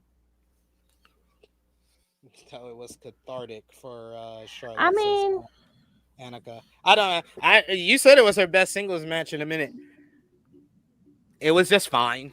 I'll probably forget. It was okay. Tomorrow. Yeah, it was okay. The little cartwheel into the clothesline was cute, but that was really about it. She still can't do the moonsault off the ropes properly. She still misses, like, you know. But hey, here we are. Here we are. We do have a super chat donation from our main man, Andrew Brown. That's for our first time seeing you in the chat. Thanks for the support. We always appreciate it. He says Javon and Cody should have a feud like Masawa and Torcerado. This would be the best way to do something new with Cody. Yeah, you could do that. There's also the established kind of connection that he has with Carmelo Hayes. I wouldn't mind them telling that story in a similar fashion. Like there's a bunch of different stuff they can do with Cody, but they just seem to refuse to do anything interesting with Cody at this point. Cody should have few I mean, they should, but again, that ain't gonna happen. They don't believe in Javon Evans. You know, it's like somebody said that. Hey, you know, he's gonna get a big push, big title in 15 years. Don't worry, it's gonna come, guys. He's just gonna be there. He's just gotta wait another 15 years. Don't worry, it's gonna happen. Yeah, it's true. It's true. Danny, this is a nice improvement. He said, IMO, in my opinion, I just feel like AEW focuses too much on matches. And that's a great general complaint about AEW. However, you said the show that featured a 30-minute fucking match was a better show You literally said a show that the focus was on one match is better than AEW focusing on good matches. And the 30-minute match was not as good as the worst match on AEW. I think I would take the women's tag match over the watching 30 minutes all over again of the MFTs. I'm sorry. I'll take a 10-minute bad women's tag team match over 30 minutes of the MFTs. Seeing Jeff Cobb get buried and get eliminated first, and then the Motor City Machine Guns get buried in like just after that. Like, no, I'm good. Stop. Should have just stopped where you were. I mean, if you want, if you want AEW to be WWE Light or 2.0 again, just say that, because that's not what AEW is. No, we don't need 2.0. You know, and AEW in the storylines, they have improved in that. So it's not like you can't tell me, oh yeah, we're just getting shows with just matches on it. There are storylines there. Now, if you choose to ignore that, that's on you. He said, in my opinion, I just think AEW focuses too much on the matches. SmackDown is probably the second worst show of the week, but I get more out of it as far as backstage segments, promos, etc. Danny, I want to let you know, Dynamite had more promos and backstage segments than SmackDown this week. So you sound like a fucking idiot. Anyway, let's just move on. I'm sorry. Like, that was something. That's so he does not make any sense. I think Let me criticize AEW for things that they did. Let me criticize AEW for things that they did, but I'm gonna blame them anyway for SmackDown because I like SmackDown more. I'm gonna say the show that has all the same problems, it's specifically this week's show. I'm gonna say that was better than Dynamite. Yet all the issues that I have with Dynamite are on this show. You sound fucking dumb. Just stop. Yo. What the fuck? Oh my god, that was unreal. I feel like I have a brain aneurysm after reading that. Anyway, Paul Heyman this week, he had an interview. He had an interview where he talked about WarGames, hyping up, saying there's a lot of pressure on the men in the men's WarGames matchup. Heyman stopped by ESPN's First Take to promote the show. He went asked how the show is different from past WarGames. He pointed out the talent in this matchup. He said on what makes this year's WarGames different. Well, I mean, first of all, the cast that's in this WarGames it's the greatest assembly of talent on either side. I mean, just the three people that you saw inside the ring at the top of the segment. Roman Reigns, the Tribal Chief. There's CM Punk, the World Champion. There's Cody Rhodes, the Undisputed Champion. There are three of the biggest stars in WWE, plus the greatest tag team of all time, admittedly, the Usos. And then on our side, you have, my God, Brock Lesnar. You got Braun Breaker. You have Drew McIntyre. You have Bronson Reed. You have Logan Paul. And you have Paul Heyman out there as well. On Survivor Series being an audition, quote unquote, for WrestleMania. He says this is not only something where we understand that the tradition of WarGames, we have to deliver the greatest WarGames of all time, and we're very confident of that fact.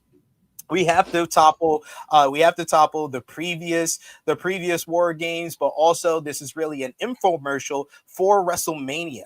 Because as you must know by now, there's such a huge publicity push out there that the individual tickets for WrestleMania Saturday and WrestleMania Sunday go on sale on Black Friday. So we're out there just showing the world, hey, check out this spectacle. Check out what WWE is about. This is our audition for the world to come to Vegas for WrestleMania. These statements from Heyman coincide with WWE releasing a new full women's promotional video for WrestleMania 42, built around the Las Vegas theme. The clip premiered on November 28th after a brief countdown campaign. The final video on X featured Jade Cargill, Becky Lynch, Charlotte Flair, Rhea Ripley, Io Sky, and Tiffany Stratton. The promo begins with Jade Cargill arriving at an upscale Las Vegas hotel. Scenes that shift to Becky Lynch, Charlotte Flair, and Io Sky in a tense environment styled in a strategic poker setting, creating the feel of calculated decision-making before a major showdown. And then the Tiffany Stratton is shown touching up her makeup, and the video eventually brings all featured women together at a long dining table, hinting at alliances, rivalries, and unresolved tension. And of course, Triple H provides the narration, offering commentary about the risks and strategy and uncertainty in Las Vegas. because he has to be a part of all of these every fucking thing. Oh, so annoying. Why you couldn't have like Bianca or like this is what we do? Like, oh my god, why didn't you have like maybe even Stephanie could have done Stephanie. it. Yeah, I would have preferred Stephanie to do it, and she barely worked. Like, I was just so annoyed when I seen it. I was like, oh, he has to just do every fucking thing. And even the ladies that they had in it, I was like, do we need Tiffany Stratton in this? Where's Stephanie Vicaire? Where, like, the other women's champ? Like, why do we have, why like, we could have called Bianca. Bianca, she's not there, but she could have been in the promo. Like, Bailey could have been there. Like, you had all of these women, and you did not even use the right women. I'm sorry. Did not like the placement of the people that he picked in this damn thing. I did not like it at all. It was a disservice to most of the people, the veterans that are like, you got all the other old guys that are there. Why you didn't pick all the other ladies that's been here forever? I think make it make sense. Right stars. I mean, I would have liked Bianca to be involved in that, but I think he picked the right stars with the current star. Liv Morgan was at the taping for this, and they just vaguely show her hand holding a cup in the video. Her hand? I didn't even know that was her damn hand. Yeah, the hand with the black finger. I wouldn't even know that. Now I gotta watch it and see the video again because I don't even know who that is. But yeah. Like we gotta do better. That is what you talking about. I didn't know. I mean, I'm someone's hand. Really, SP, her hand. Hey, again, the placement of the stars of this video, and we're only doing this because it's a constellation. Because they probably like bitched and complained. It's all right. Let's give the ladies something fucking do. Or maybe the fans bitched and complained. I don't know, but hopefully we got another promo. We still got a whole bunch of months before we get to damn WrestleMania anyway. Josh, what do you think? Do you think that tonight is going to be the start of the road to WrestleMania? And what do you think the main event teases might be on tonight's show after Heyman basically teased that this is an audition for WrestleMania, considering that tickets went on sale this weekend? I'll be right back while you answer that. Mm-hmm. I don't. He says audition. I don't think it's even that. As far as, I mean, I don't. Honestly, just because like how many times they always say some shit like this and we really don't get anything. As far as WrestleMania teases, I mean, what the fuck are you gonna tease? What? Punk and Roman and stare down? What else? Brock and Cody stare down. I mean, I don't know. It's like I mean, me personally, I'm not really that interested when it comes to that. Heyman is just, that's Heyman waving the WWE flag. He's gonna promote anything and talk about WrestleMania. He's gonna promote it. Yeah, he's gonna. Yeah. Mm-hmm. So I mean, but as far as teases, I mean, at most I would say Punk and Roman. That's something they've been pushing. There was another rumor that I did see earlier this morning. I don't know if that's gonna come into fruition. I mean, actually, no. Wait. It wouldn't be for this Mania. Never mind. But I mean, I don't know. I mean, that's the only thing that I could think of because I mean, Brock. I'm just over Brock. I really don't give a fuck what you do with Brock. Like, he could just get off my TV, and I've been over it with Brock for years. So if everybody tries to say about the other thing, no, I don't care about Brock. I don't care about a guy that does two moves. That's just how I feel. That's why he busted his ass on Monday. We're gonna play it off if we want to. We finished up with the news notes coming off of SmackDown last night. You had a new report in regards to Seth freaking Rollins. The former world heavyweight champion has been out of action since the beginning of October, pretty much. Recently, he provided an update on his return timeline. Seth has been away from in-ring competition since suffering a shoulder injury at Crown Jewel Perth. On the following Raw, he was attacked by Braun Breaker, Bronson Reed, and taken out of the Vision stable. He appeared on Something's Burning, and the Visionary detailed his path to recovery. He said that he'd get the sling off his shoulder in 1 month and then gradually ease back into training. He says once the sling is off, which is like in another month, then it might be full vacation mode for a little while before I lock in and have to start training to get ready to come back. When asked to explain what the ramp-up time looks like, he said that it will be gradual before he fully locks in, adding that he is hoping for a February return.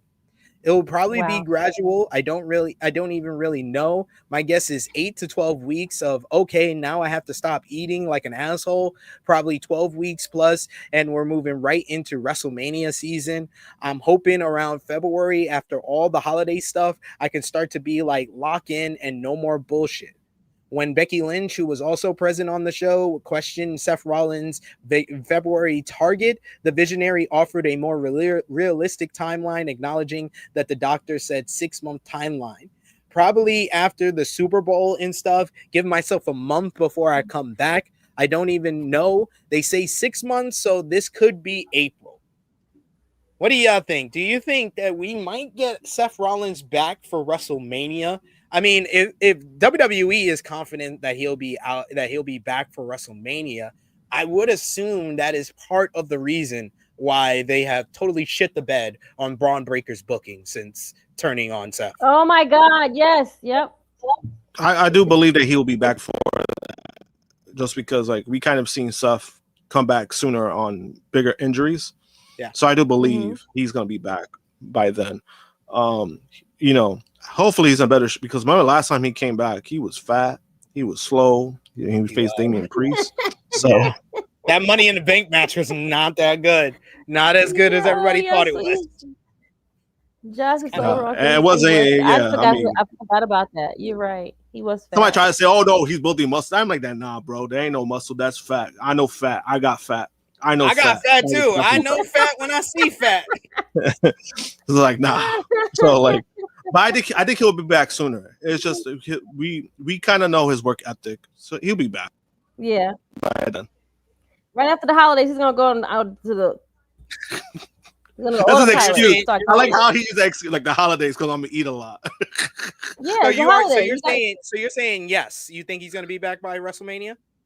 I think he'll be back by WrestleMania. He's gonna push for it. He can't. He's one of Paul's minions. He has to be in the spotlight. He has to be there. You know he is. That ego will not let. I think with Seth, I think Seth just he does generally care. I think that's the difference too. He loves. Like he does definitely care. Yeah. That's without a doubt. Seth Rollins is definitely he has a love for wrestling that cannot be denied by anyone really. Like. That guy has a passion for it. And he talked about that during the interview. He was like, I don't think that everybody loves wrestling as much as I do in WWE right now. Which a lot of people was like, oh, he's calling out the roster, but he's actually speaking the truth. I can see that being the truth, and I don't think it's not really a knock. There's people who do it because they get paid. There's nothing wrong with not loving something and getting paid. There's absolutely nothing wrong with that. Obviously, people are going to take offense to that, but I don't think it's nothing that offensive. It's just there's people who actually love it, love the grind to it. There's some people who rather take less bumps but make money off of it. It is what it is. Yeah, if that's how you view wrestling, there's nothing wrong with that. I don't think it's anything to like get criticized over. Like wrestling is a business at the end of the day. Some people are just in it for the money, and some people are passionate and been friends since they were kids. So it's different. Yeah. So then we got one last report before we get into Raw and stuff. Bianca Belair, of course, has been out of action since WrestleMania 41 last year with a broken knuckle injury. She's been away from in-ring competition, but we do have a new report in regards to her. The match with Io Sky and Rhea Ripley at WrestleMania last year was, of course, an instant classic, and now in the most recent edition of Fightful's Q. He just vanished. Okay, guys. Well, this is what happens when our internet doesn't want us to be, What happened? I say he just vanished. I said, you see what happens when the internet don't want us to be great? You didn't even realize he vanished. There you go. I don't even. No, they just dropped me off. They just dropped me off. No. I changed the brand and it just dropped me off completely. No, because you know why? Because that was weird. Because on my end, it just looked like he went out of studio. It didn't look like he got like booted. It just looked like no, I didn't get booted. It just bumped me out the studio for some reason. I don't even know why. But yeah, all right. All right. Because I just he thought left. He just like. Oh, I thought it was the internet itself. I'm about to say, oh shit. No, it wasn't the internet. It was basically StreamYard. StreamYard's been weird today on the back end because I have to do producing as well as run the show this week. So it's been weird. But yeah, you gotta teach us how to do those things. We can do it. We got to be all like, you know. I taught you many times. You used to do a show on this channel. I taught you when you were. I know. So you just. So okay. So now you have to give me the login because you just sent a link. I don't have the login privileges anymore. Okay. So now I don't have any say so on how to do all the stuff now. So I know how to do these things. You just gotta tell me when it's lined up and I can put it on there. Okay, fair enough. You got me there. Fair. But very concerned Bianca Belair fan asked Shaw WhatsApp on the Fightful Q&A if there was any chances of WWE's medical team not opting to clear Bianca for in-ring action.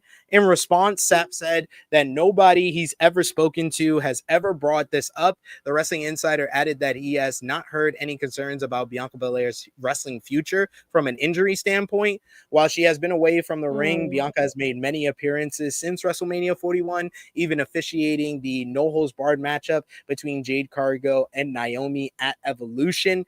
I mean, we've been talking about this injury for the past couple of months and how the fact that she hasn't been back yet for something that was really sounded like a minor injury. But I'm hopeful she'll at least be back by like Royal Rumble next year. At least. In a month now. Come on. They need her. Definitely do. You ain't never lie there. You ain't never Badly. lie there. Badly. All right. Let's go back to WWE Monday Night Raw. Last week's Monday Night Raw did 3.1 million viewers. This week's Raw, the show featured Roman Reigns kicking off the broadcast before he was interrupted by Cody Rhodes, who questioned his participation in the men's WarGames matchup. Roman informed him he's been in this war, his family is in this war, so Rhodes welcomed Reigns to his team. This brought out CM Punk, who called out both men, especially Cody, calling it his team. After Punk and Cody started bickering, Roman called them both out for their egos and having a dick measuring contest and said that he hates Paul Heyman and The Vision more than the both of them. However, Roman also said that title would look better on my shoulder, leaving both Cody and Punk to look like absolute fucking dweebs as they question which belt he was talking about. Man, Roman Reigns just went in there and made the two biggest baby faces look like fucking nerds. It was awesome. he was great. He didn't even have to do much.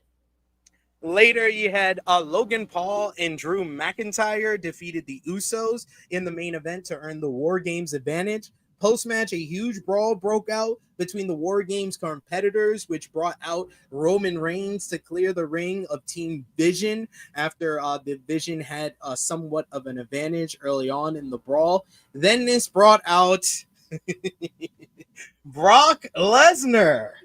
I know, Brock Lesnar, came out. Regular entrance, regular degular with Paul Heyman by his side.